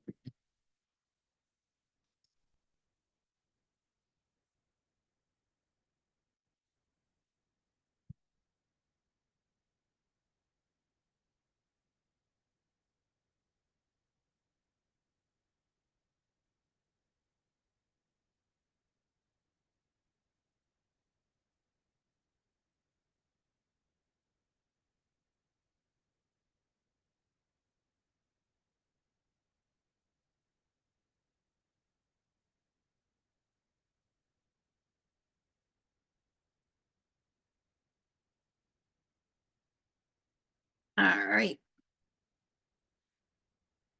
Next RP line is right here. And you're just going to go from one to the other until you get to the end. And I don't use a lot of glue at the very tip here.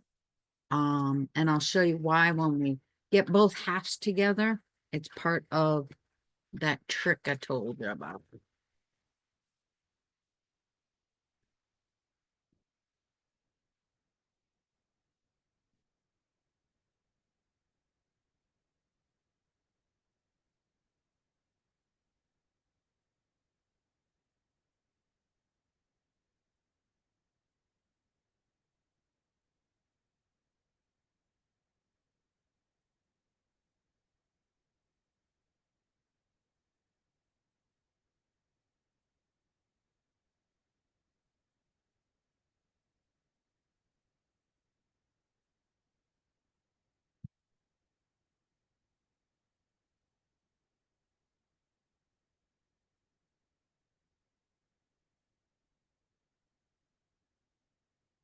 Can't wait to see your quilts done.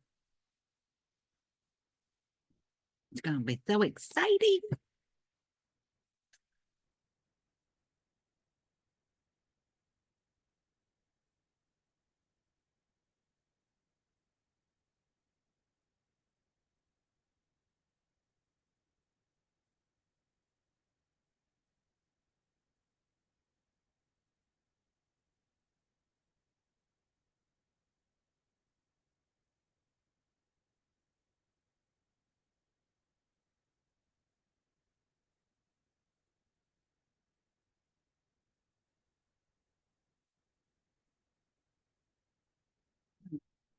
Almost got it in there.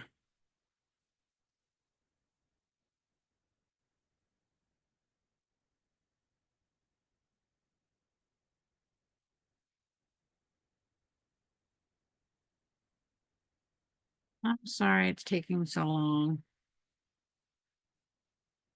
But if you don't take your time doing this part, you're going to regret it when you sew it. Because then it's going to be all kinds of buckled and folded, and the fabric will be have a bunch of glitches, or tucks, I should say, which you don't want.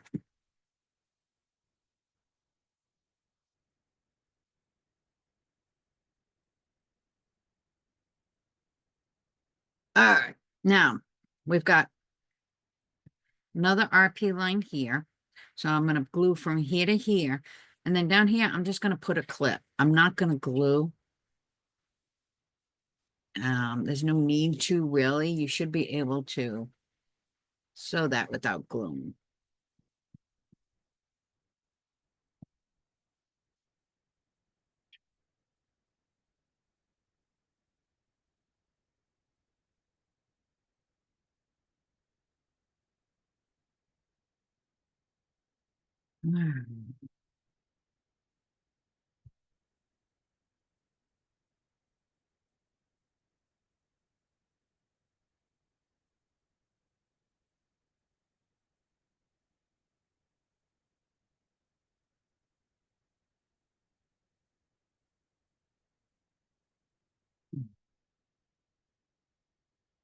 This seam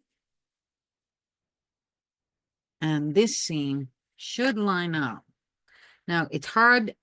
They're not 45-degree seams. So what I would recommend is you mark 1/4 of an inch on this seam, and then 1/4 of an inch on this seam. Just like you're doing a Lone Star, because they're angled seams, it's harder to line them up. And then, come on, I put a pin right at the 1/4 inch mark in that seam. And then I put a pin right in the seam where the 1/4 inch mark is on this seam. And guess what? It should line up really well. Hold your pin up and down vertically.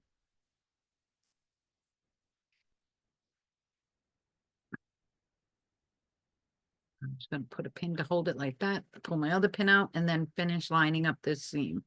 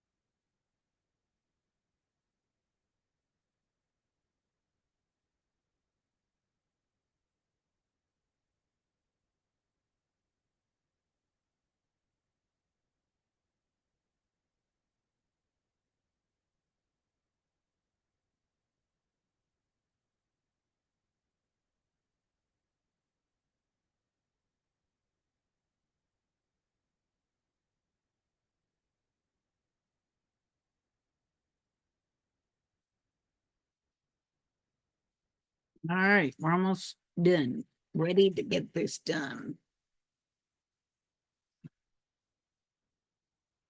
All right. Now I'm going to start sewing from this side, from the center out, all the way to the edge. So you're going to sew from the center out. And all I'm going to do is make sure my tip is together.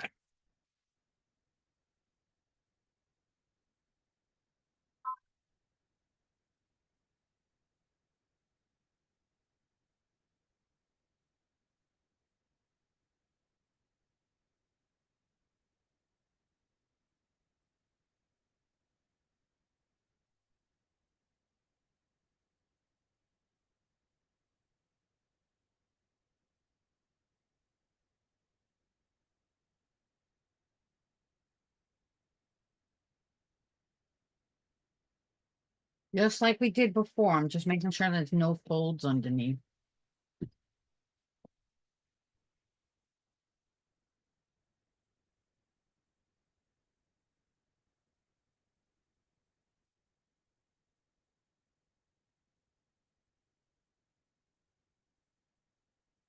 Just go slow.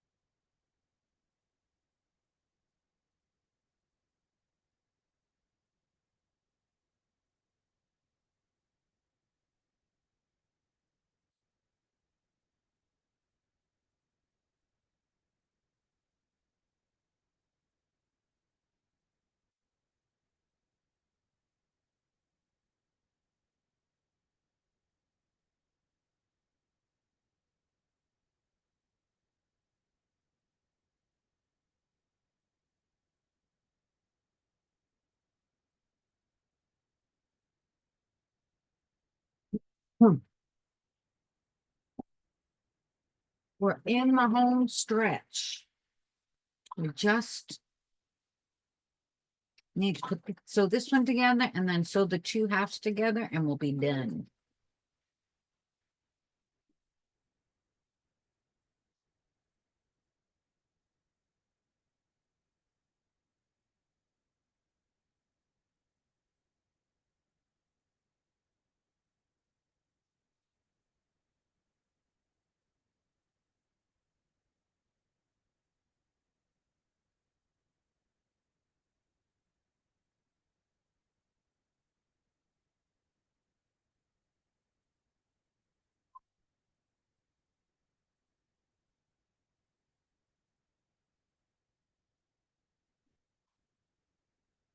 All right. Let's see. We're almost done. One more seam to go. And I haven't done this seam because I needed to do it with you. So I'm going to figure out where all the alignments are as we go. All right. Now this seam is going towards our B unit. So for me, that's the orange, but there we go. That's a quarter. Pretty. So I will definitely iron the seam from the back just to make sure everything goes down first before you iron it from the front. Having neat seams with this quilt is really going to help you in the long run.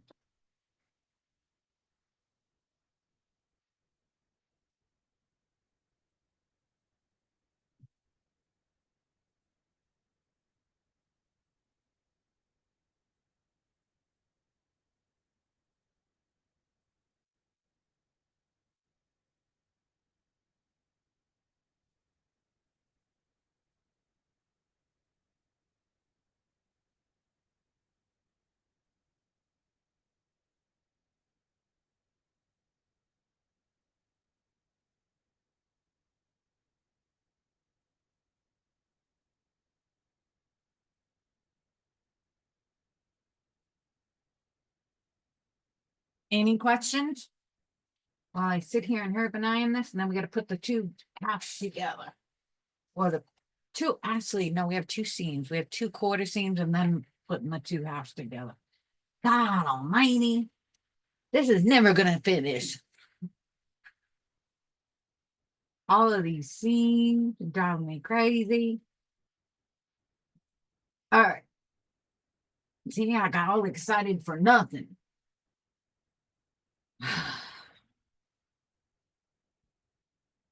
Okay.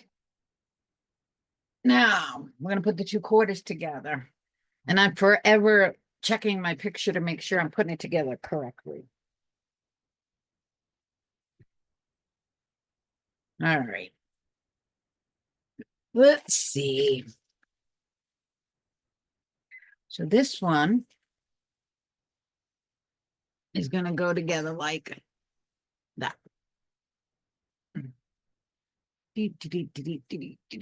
Forgot. Two more stitching. You still with me? You didn't leave me?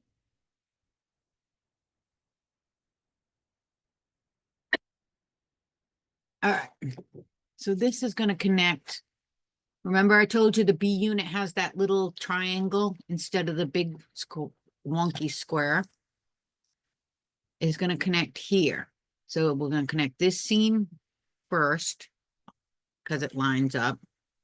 Now, I think the seam is got to go down. I think I ironed this seam wrong, but okay, no big deal.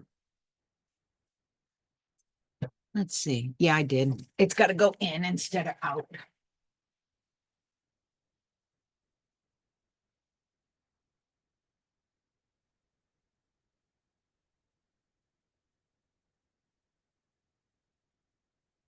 All right, let's try that again.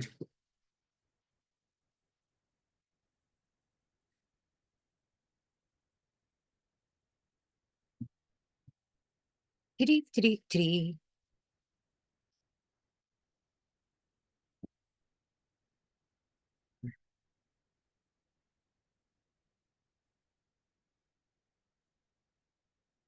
So here's the first seam I'm going to line up.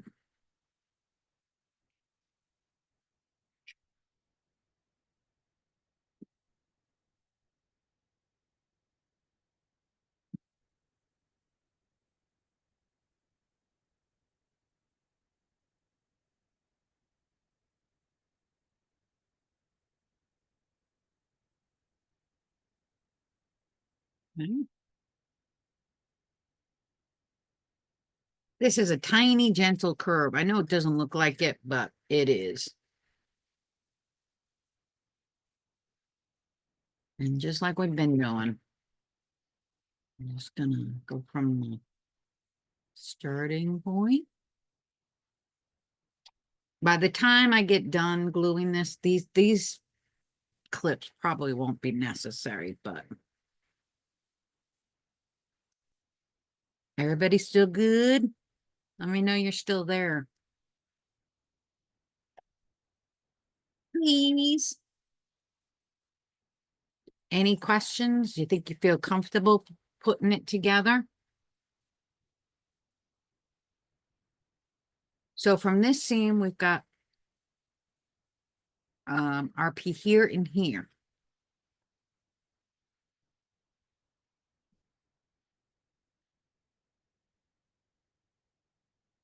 What do you think? You think you're going to be good to put it together? I think you're going to be fine, Mary. I really do. Just watch the video and pause the video, do the step, start the video up again. All of these RP lines really do help immensely putting this together.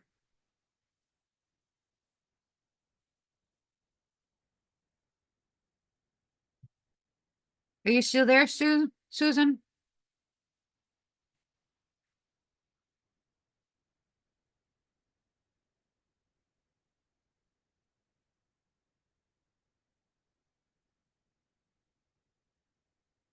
Oh, you finally got the contractor to finish it, Lucy. I was there when your contractor was still working on it. Now you got a much bigger room. You're moving the long arm in there, right?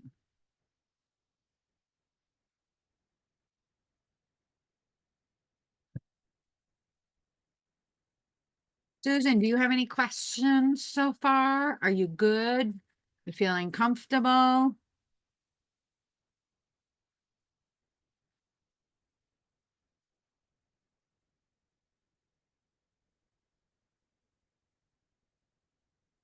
I know my 2.5 car garage is huge for a studio, so you must be in seventh heaven. I thought you did tell me that you were going to move your long arm in there just to give yourself more room, but I'm not sure. We had a RP line here, and we're just going to keep on going from one RP line to the next. You have two sewn together. You mean two A units or an A and a B unit, Susan? Don't rush.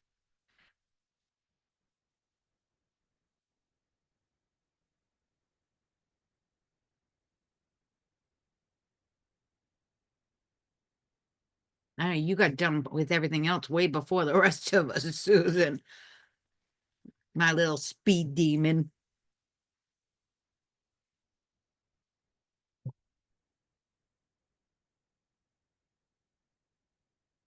No, step one.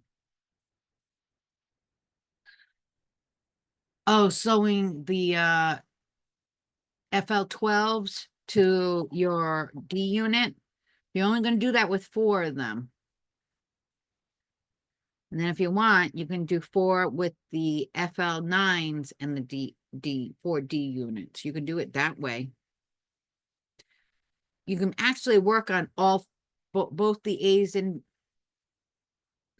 just that you can work on both of the A's and B's at the same time. Just have to remember it's only 4 one way, 4 the other way. Not that there's a lot of difference. It's just the FL11, FL9. I mean, on the A units, it's FL11 and FL12s. And on the B unit, it's FL9s and FL10s. My little speed demon. That's okay. I was slow. I had a lot going on. All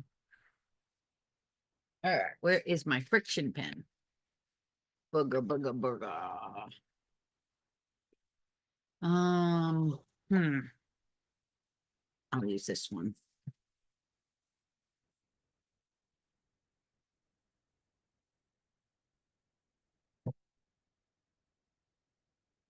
You are very fast, Susan. I wish I had as much time as you do. I feel like I have all day now, but between taking care of the dogs, like this morning, I gotta walk both dogs and then put away groceries from Kroger's and Walmart. before I can actually even eat breakfast.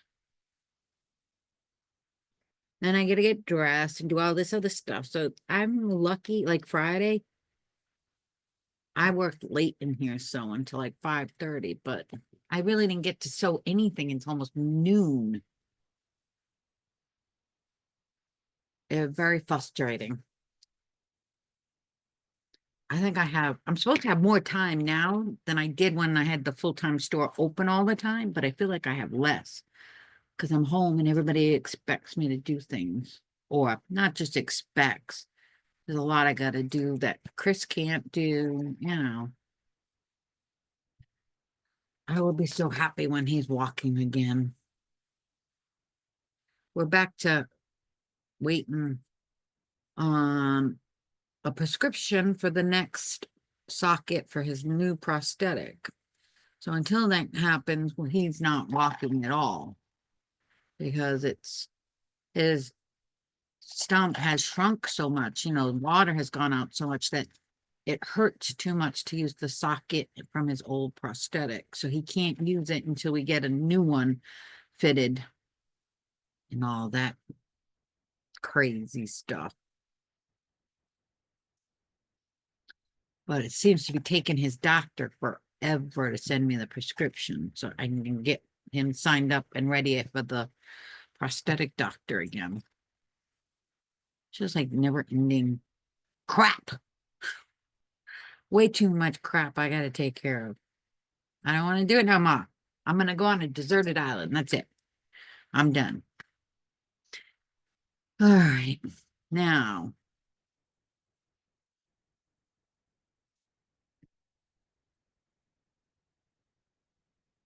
I'm going to show you how I line this one up again. Take my little ruler. I use black. Maybe you'll see it better this way.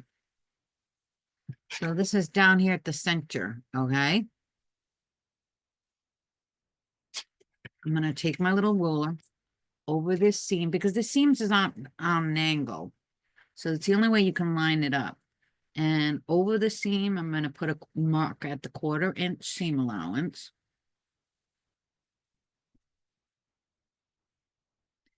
And then on this seam, I'm going to mark it at the 1/4 inch seam allowance right over the seam.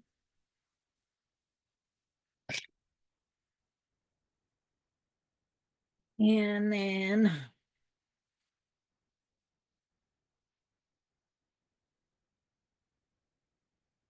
I'm going to take my pin, put it through the seam and at the 1/4 inch mark there. And then put it through the seam and at the 1/4 inch mark there.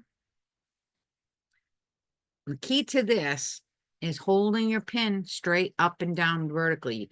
If you lean it to one side or the other side or over, it's not going to line up. So you got to hold it straight up. See how I've got the pin in between my two fingers? Now I'm going to put a pin in right there and then take my pin out. That means this seam and this seam will line up. And I gotta finish gluing.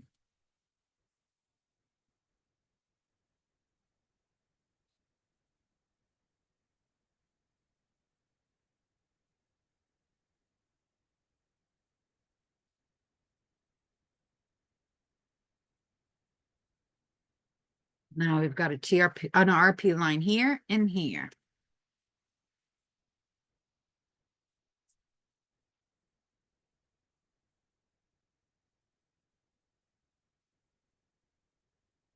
Almost done. After this, we're going to sew the two halves together.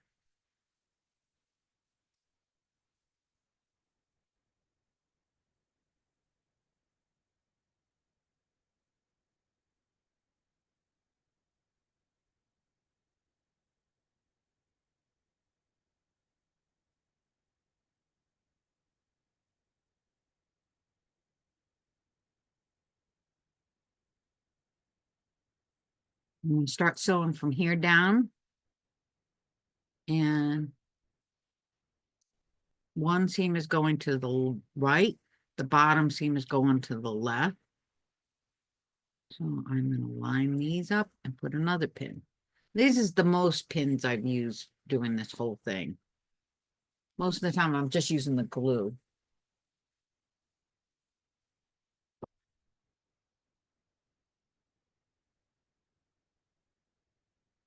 I'm going to sew. And when you sew this together, hold on. When you sew this together, I'm going to start. It should be 1/4 inch right at the this little crook where this dog ear is folded. So right there where you start should be 1/4 inch if you lined it up correctly.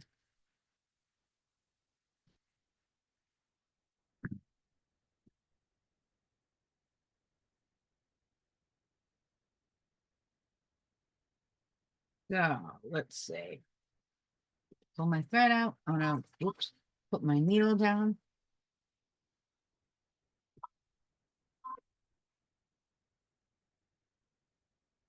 And I'm gonna slide this in right where I need it to be, right at the crook.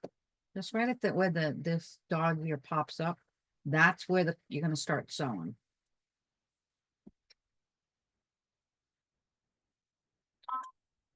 And my 1/4 inch foot should be right there.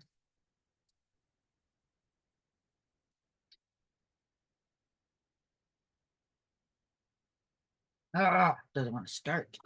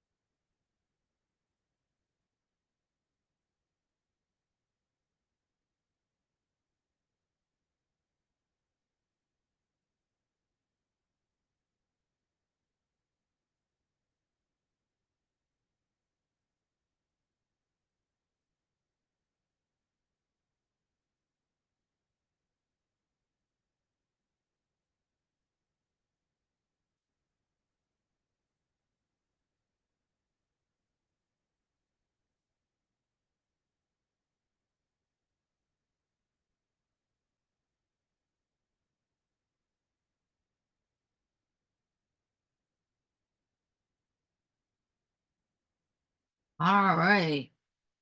I am not gonna iron this part right now. I'd rather get the two halves together. I don't think I need to. And I can do that afterwards. But let me double check. Let me get my brain working. Yeah, I don't necessarily need to, other than right here in the beginning, I think. Uh, so, mm,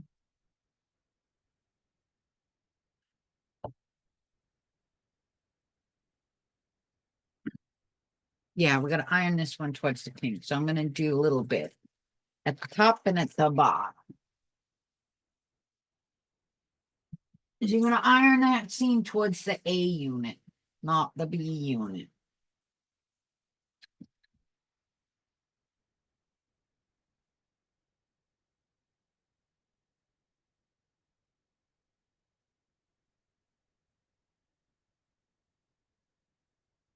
The rest of it is pretty ironed. I'm just doing the front and back so we can get going.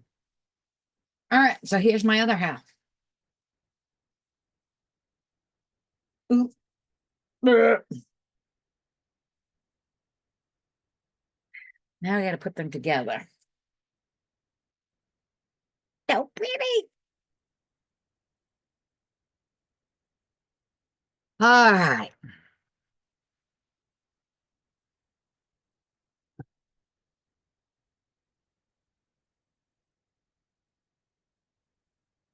I am going to start on one side and go all the way over to the other side. So we've got these center spots. And that's where I'm going to start, I think. So halfway mark. So all of these, just as in on page 21, all of these seams are going counterclockwise. So if you've ironed them correctly, these two center seam should butt up against each other and align very, very nicely. Just disregard my extra little threads. So I am going to put one pin coming that way. Ouch, without pinning my finger, and one pin going that way, just for laughs and giggles to keep it all nicey nice.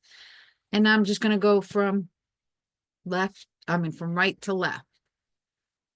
Now there should be more TRP lines, I think. I hope. I hope I didn't iron them all off, but there should be. Yeah, no, there are. What I think I'm going to do is I'm going to start with the easy one, which is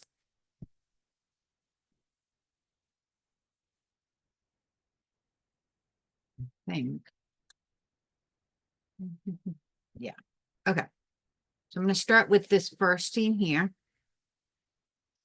Now, remember I told you I went a little rogue? Oh, I think I forgot to iron this the right way. Hold on. I ironed all of those 10 FL10s going the wrong direction. That's why that's not lining up. I gotta iron it real quickly going the right direction. All right. That's better now. Let's try that again. Let me make sure I know where I am.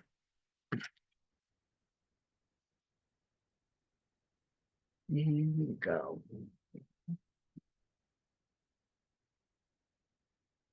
All right.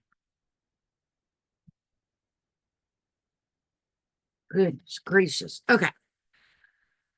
So I'm going to start with this very first seam, which is on the FL10. And I want to say FL9. Yeah, FL9. And this seam is going towards the left. FL10 goes towards the right.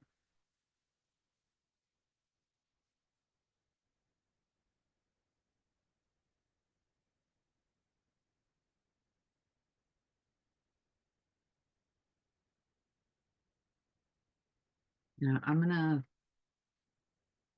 so from the, I think on this, what I'm going to do is so from the center out on both sides and then turn it around. And so from the center going the opposite direction. I'll show you what I mean in just a second.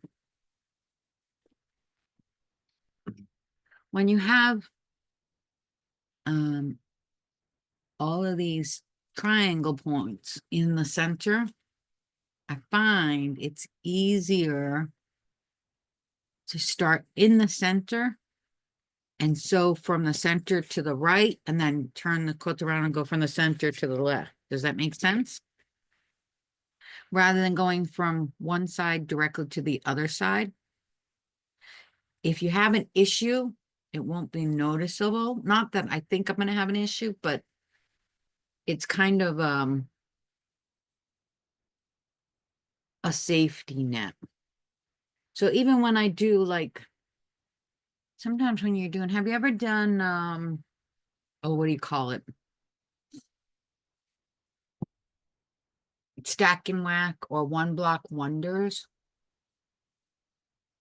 Sometimes in the beginning, until I start doing it again, I'll do the same thing. I start from the center of that. When you put all 8 or 6 blocks together, 6 triangles together, I'll start from the very center and go to one way, then turn it around and start from the center and go the other way.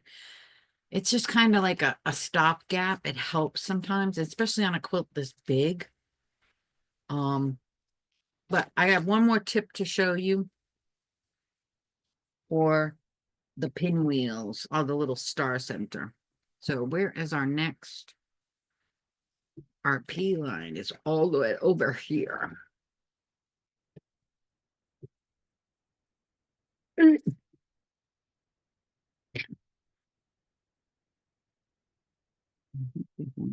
there's one there.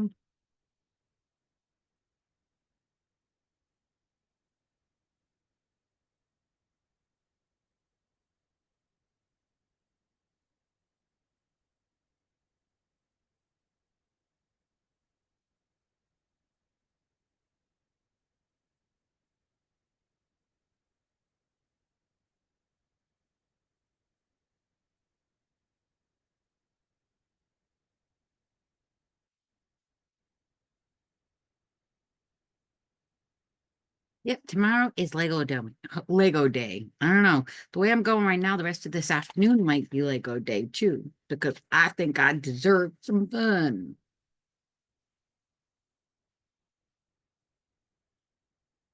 I already have my Mills plate waiting, ready and ready and for the boutique thing. The sturdier base plate so that I can put the boutique hotel on it.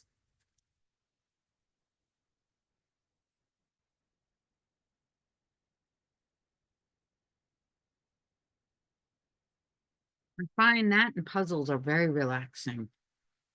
Not that I don't like sewing, but sometimes, when you do it for a living, ouch, I just pinned myself. When you do sewing for a living, or quilting for a living, you need something else. Here's our next RP line. You need something else to relax. And I have been, since I found the Legos, it's so much fun. And it's very relaxing and enjoyable. This boutique hotel has over 3,000 pieces.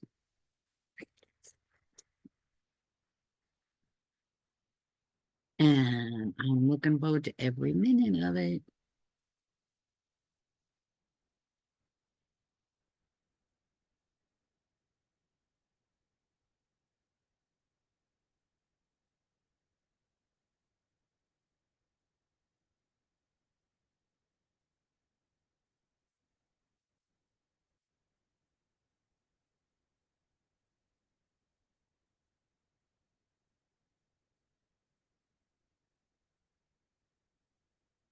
All right, we're getting there.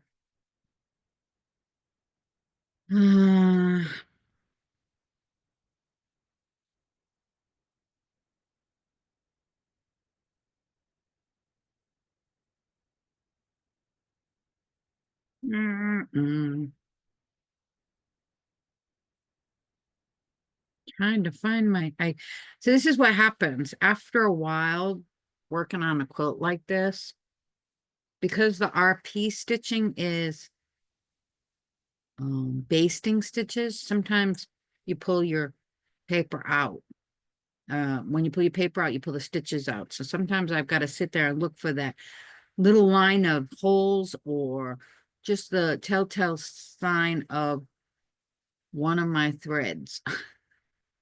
But that's the least of it. So we've got right here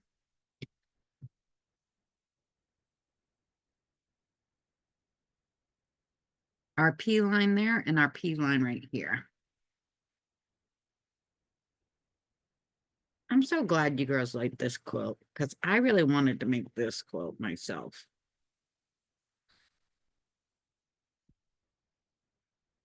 And nothing like giving myself deadlines for classes to get myself going to get it done. If it's a quilt that I'm not teaching, it's much harder to get it done because I'm too busy doing class quilts. So thank you very much for allowing me to sew this with you. I appreciate it very much.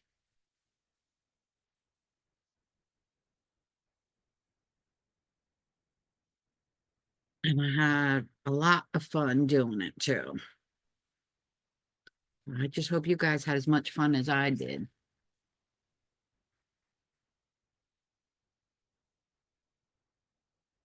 That's the only way I get to sew what I want is if I have a class. That or if I go on retreat. That's it.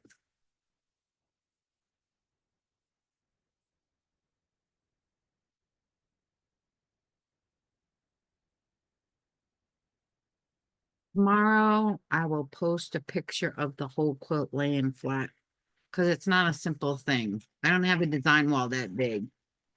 So I have to lay it on the floor. I have to go get a step stool and actually stand on a step stool to take a picture. It's a major production. I want to make sure it's nice and flat and ironed well. And then I will post a picture tomorrow. Because I think the rest of today is going to be Lego day.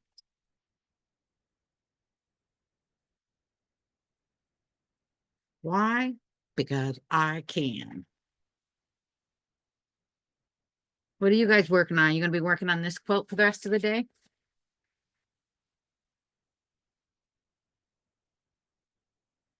We're going to RP line here.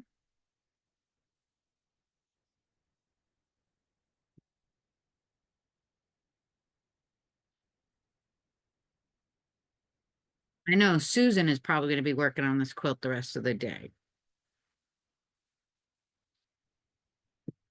What about you, Mary?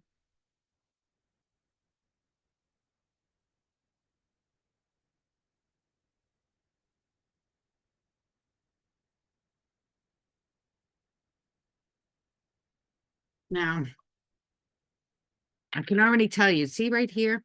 This is where the I forget the number unit. What is this? The A unit? I forget, whatever.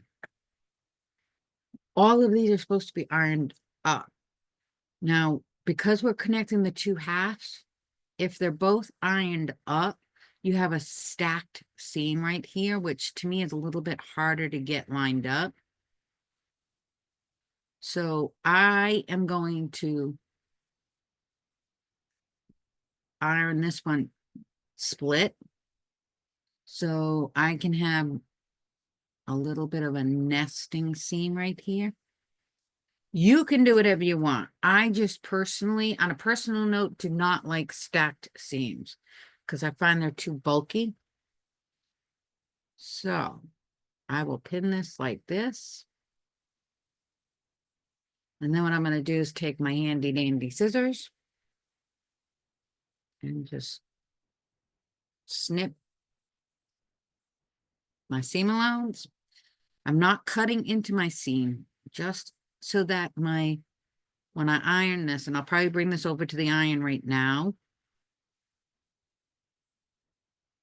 just so that I can have that seam nice and flat, and it'll help me line this part up.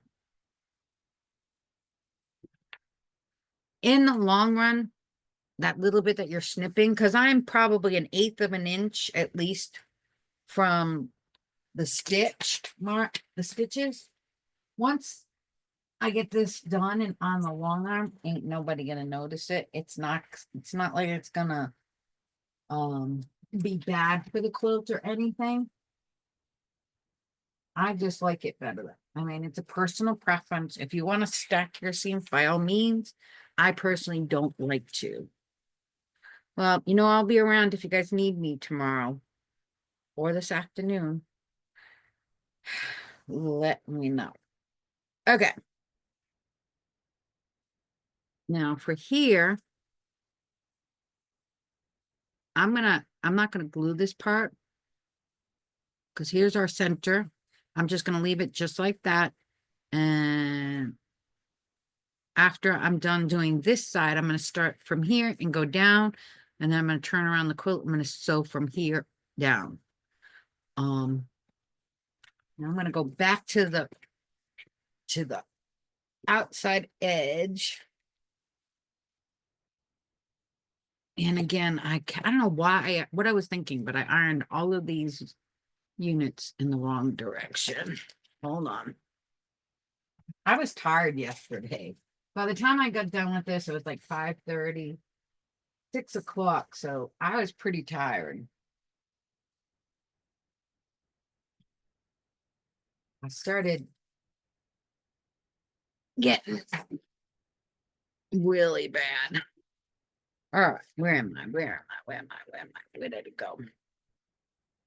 Get that. And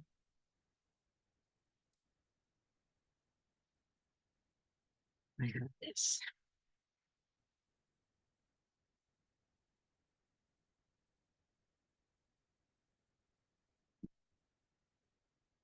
All right. Just like we did on the other side. Something's missing. Something's missing. I can tell, I think. Wait a minute.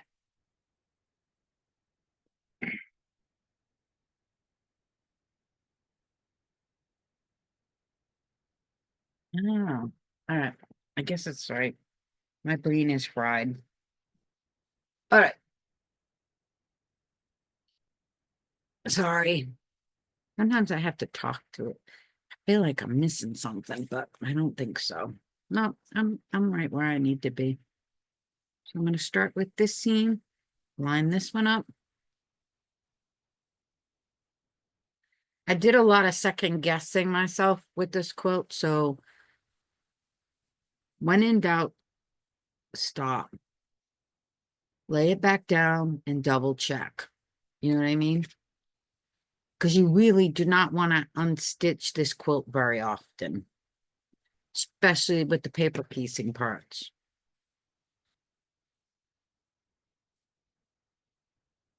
So just go slow. I laid it down quite a few times and, laid all the pieces right side up to make sure I was sewing the right sides to the right sides.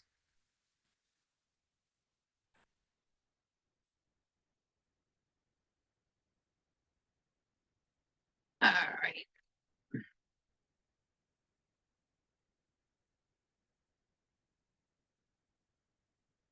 Here and here.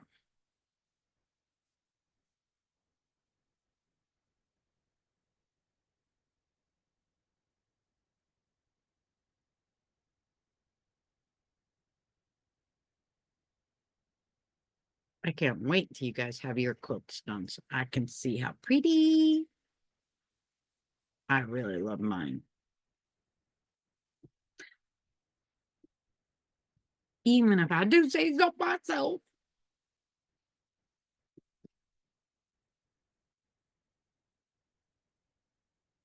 I will say this quilt was a lot easier than I thought it was going to be.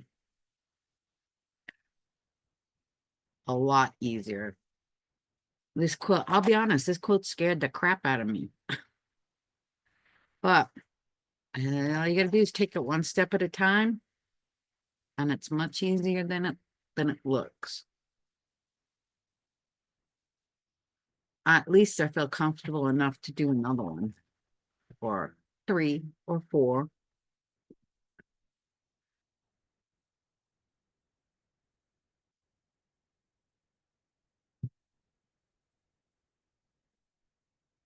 Right.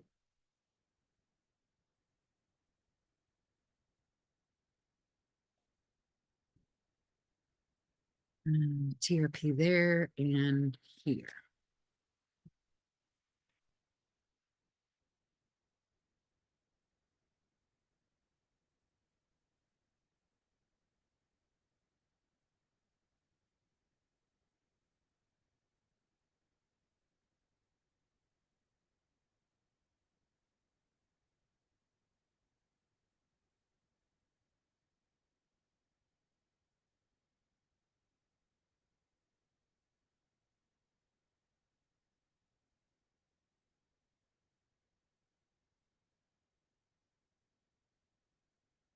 So everywhere I've got one of these seams folded over, I'm putting another clip just to keep it flat.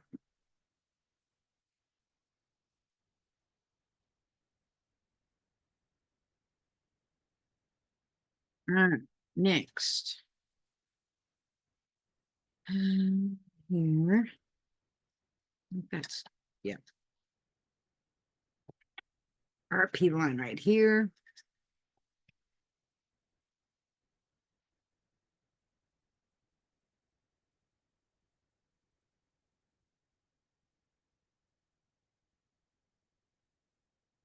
Almost done. Sorry, it's such a long class today. I couldn't figure out any other way of breaking it up. I think 2 classes would have been too much.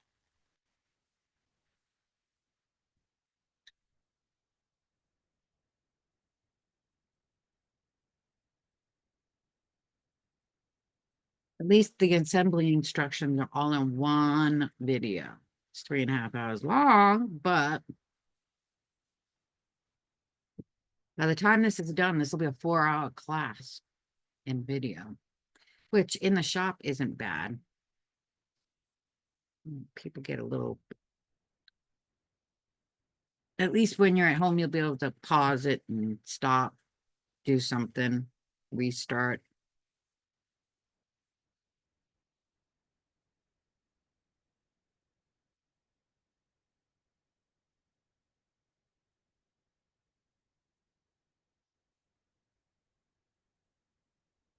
All right, almost done. So it's like we did on the other side.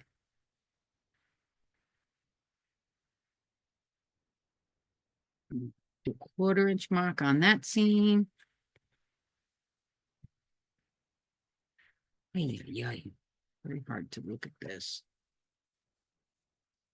And the 1/4 inch mark on this seam.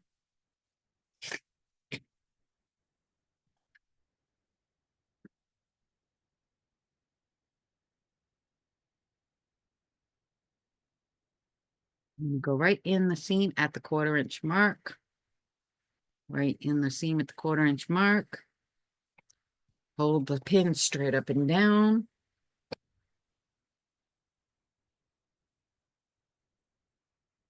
Put a pin in, take my pin out.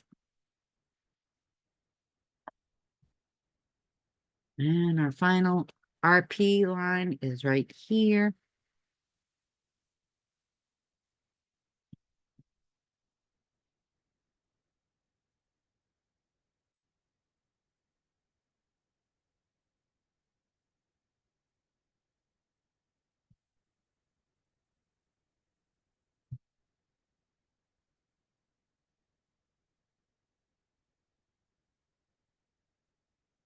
All right.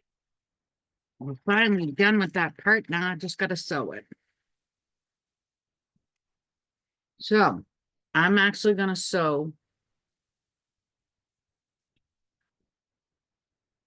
from like about here, almost at the center, this way.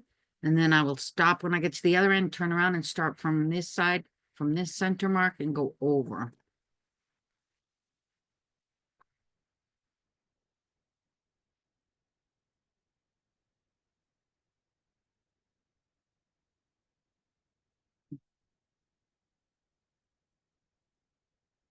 All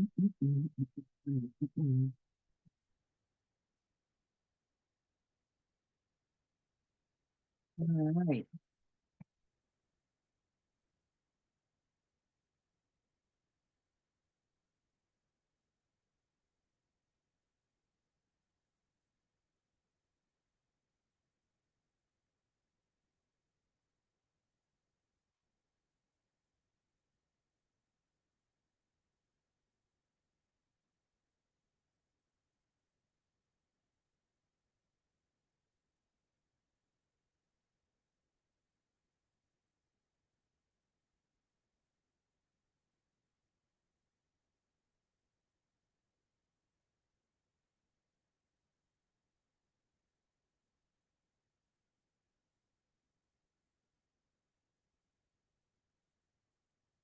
Just a reminder, I would definitely sew with your needle down.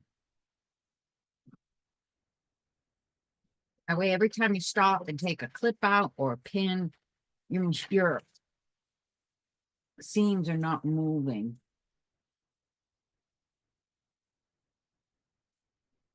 Where I drew over the, I don't think you can see that, but right here is where I drew over the seam with a 1/4 inch mark.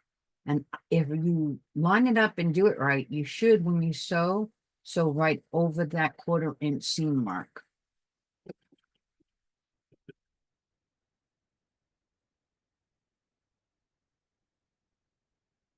Just like, that's how I taught it when we're doing Lone Star, same thing.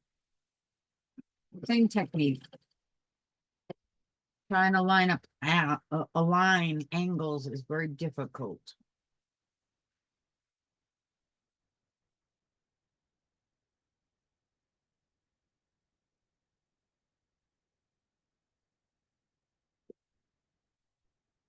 And then I just got to show you one more thing. It's actually in the book.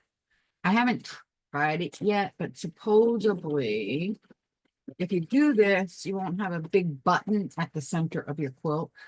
But also, I ironed my seams slightly different.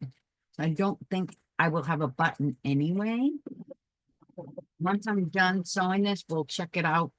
And if you decide to iron your seams the way they tell you, I'll tell you how to do the little tip that they show you in the directions.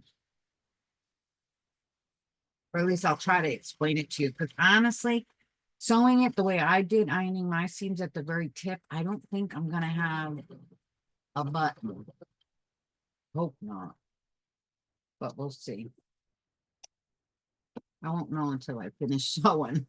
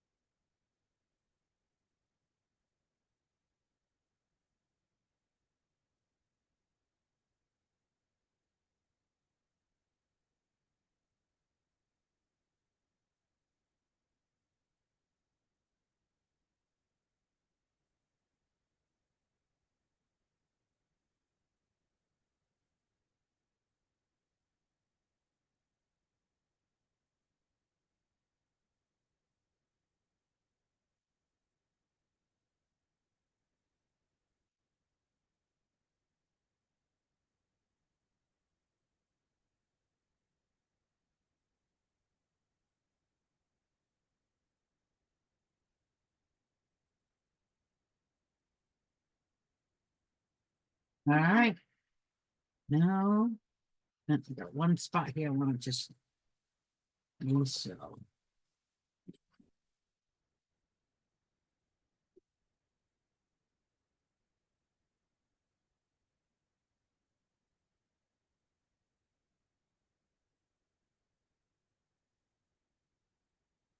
If I go too fast, I can tell that I'm not a 1/4 inch seam, like right here, because I'm getting tired. Um, my foot came undone. So before I go to the next section, I'm just gonna make sure I redo it a little bit so that I have a 1/4 inch seam.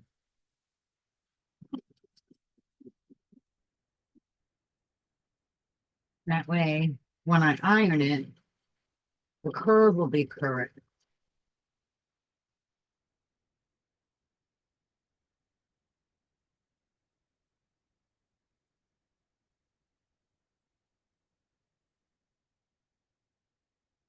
Let's see. Oops.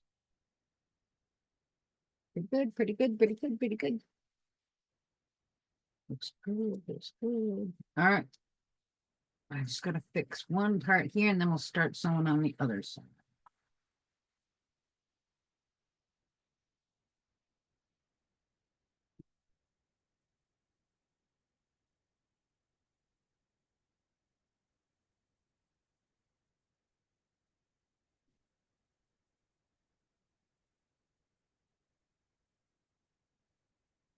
All right. And I'm gonna turn it over on the center again.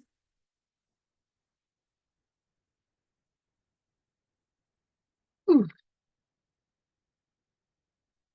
This quilt is a lot bigger than it looks.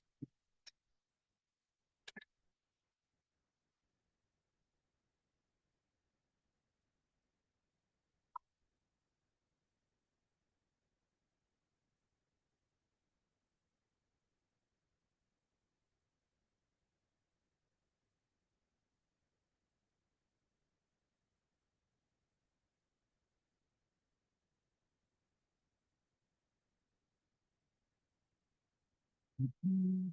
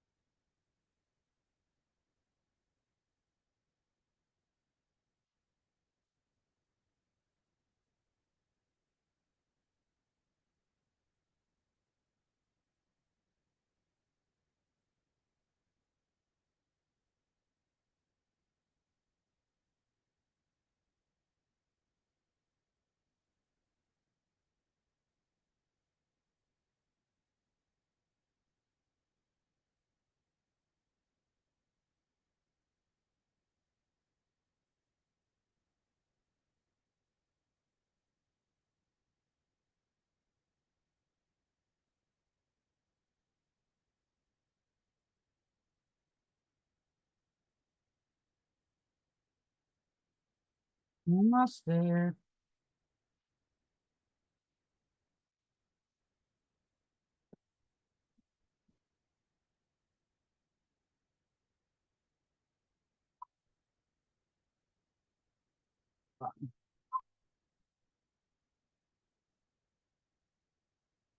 I folded it. All right, I'll have to fix that part, but I'll keep going. No, I can't keep going. Hold on. Give me a second.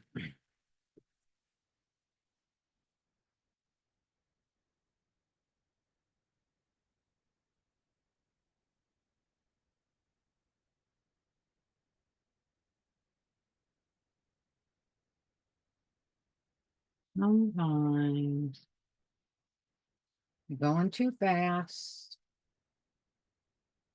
There we go. We get tired. It's better to fix it now than later.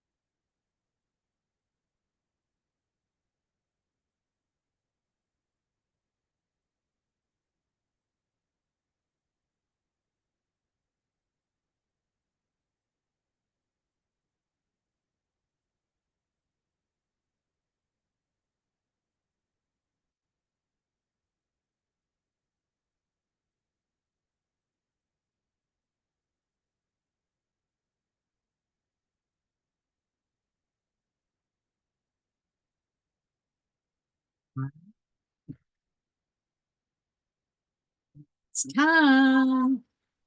Let me just double check something.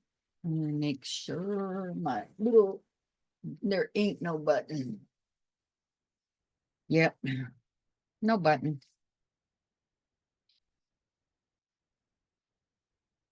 All right, I gotta sew that tip just a tiny, tiny bit. Hold on.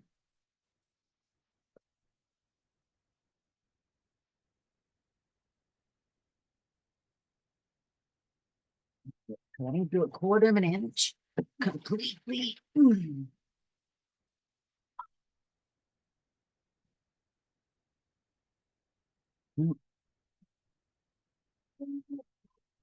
on, almost done. Almost.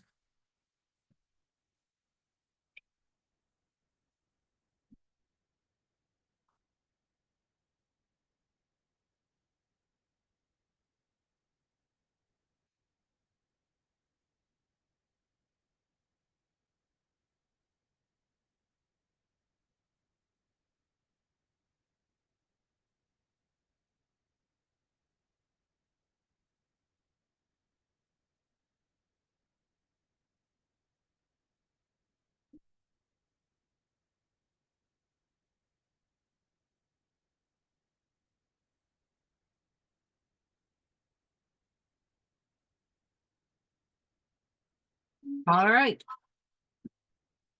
Now is the moment of truth. Let's see. Oh, look at this. I couldn't have asked for better. All right. This is my suggestion. Do it just like I did. Okay. Because obviously I have to iron it. But, oops, wrong one. I have to iron it, obviously. But if you can look, it lines up perfect in the center. And there is a little bit of a button right there. So this is what you need to know.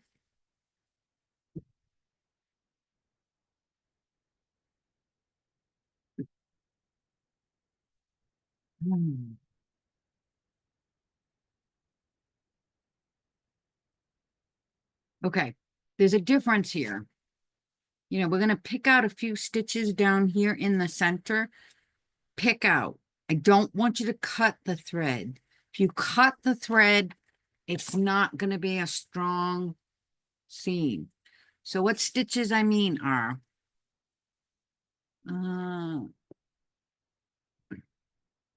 see where they cross over? So I want to pick out from the crossover mark And you're gonna start.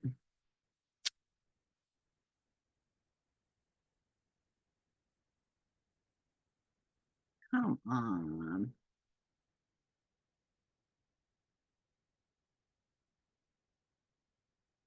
Delete, delete, delete.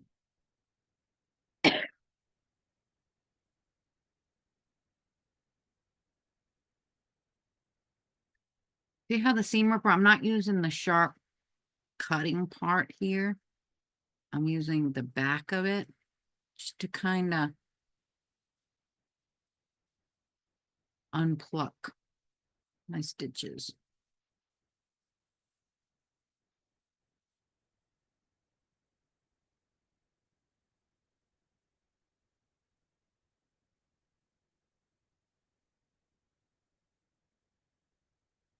And then you've got the same thing when you pull open the seam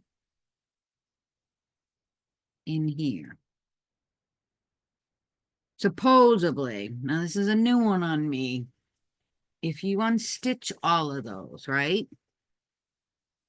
And then open up this center seams,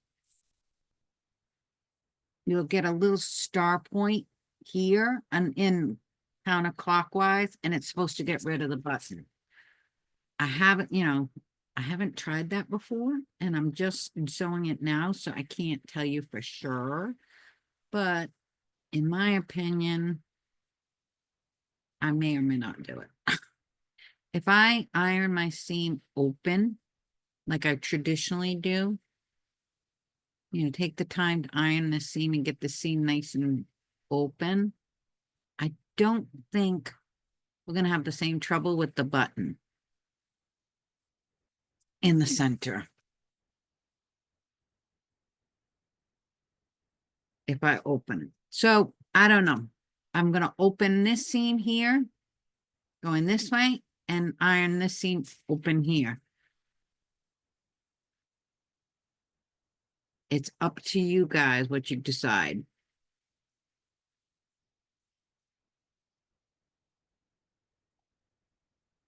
But that's the last step.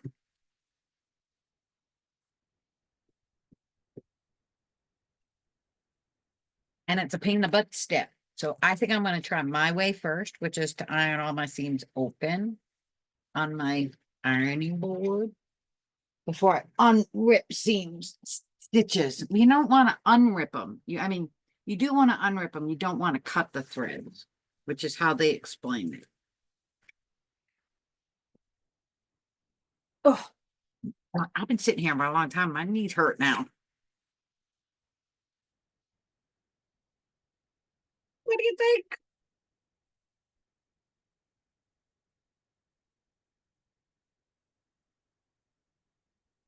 I think it's gorgeous. I think it's gorgeous. And it's gonna be even prettier when I put the new border on. But I am personally going to open up all of my seams here. These 4. So it will lay a little bit flatter.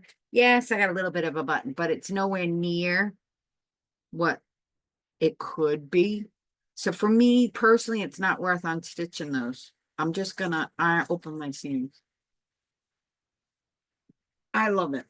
I hope you guys love yours and like the class as much as I did doing it. Because it was a lot of fun. I'm done, not done. I'm done with this part. And I gotta wait for the rest of the fabric and the patterns to come in so I can do the border and make it a king size. In order to do that, I'm going to be putting another white border all the way around. I gotta get it up to, I think it's right now it's 74 by 74, and I think I have to get it up to 88. So I'm going to do another white border going all the way around. And then I have a bigger border with those fans for the final border. That should get it up to, I think, 108, which is perfect for me. You know where I am if you have any questions. It's 2 o'clock, so I think I'm going to play hooky. I'm gonna let Nola out because I know she needs to pee. And then I think I'm gonna play with Lego. So I will be right here for the rest of the day. If you have any questions, just message me. All right. Other than that, if you don't have any questions, I'm gonna go let Nola go potty and I'm done. I hope you guys have a great day. And I'll put together a few options for us to do this again. But I'll wait until next week to post them in case you guys don't get it together and really don't like it. I don't think so. I think you're going to love it because I think you guys are doing a great job. Bye. You're welcome, Susan. Anytime.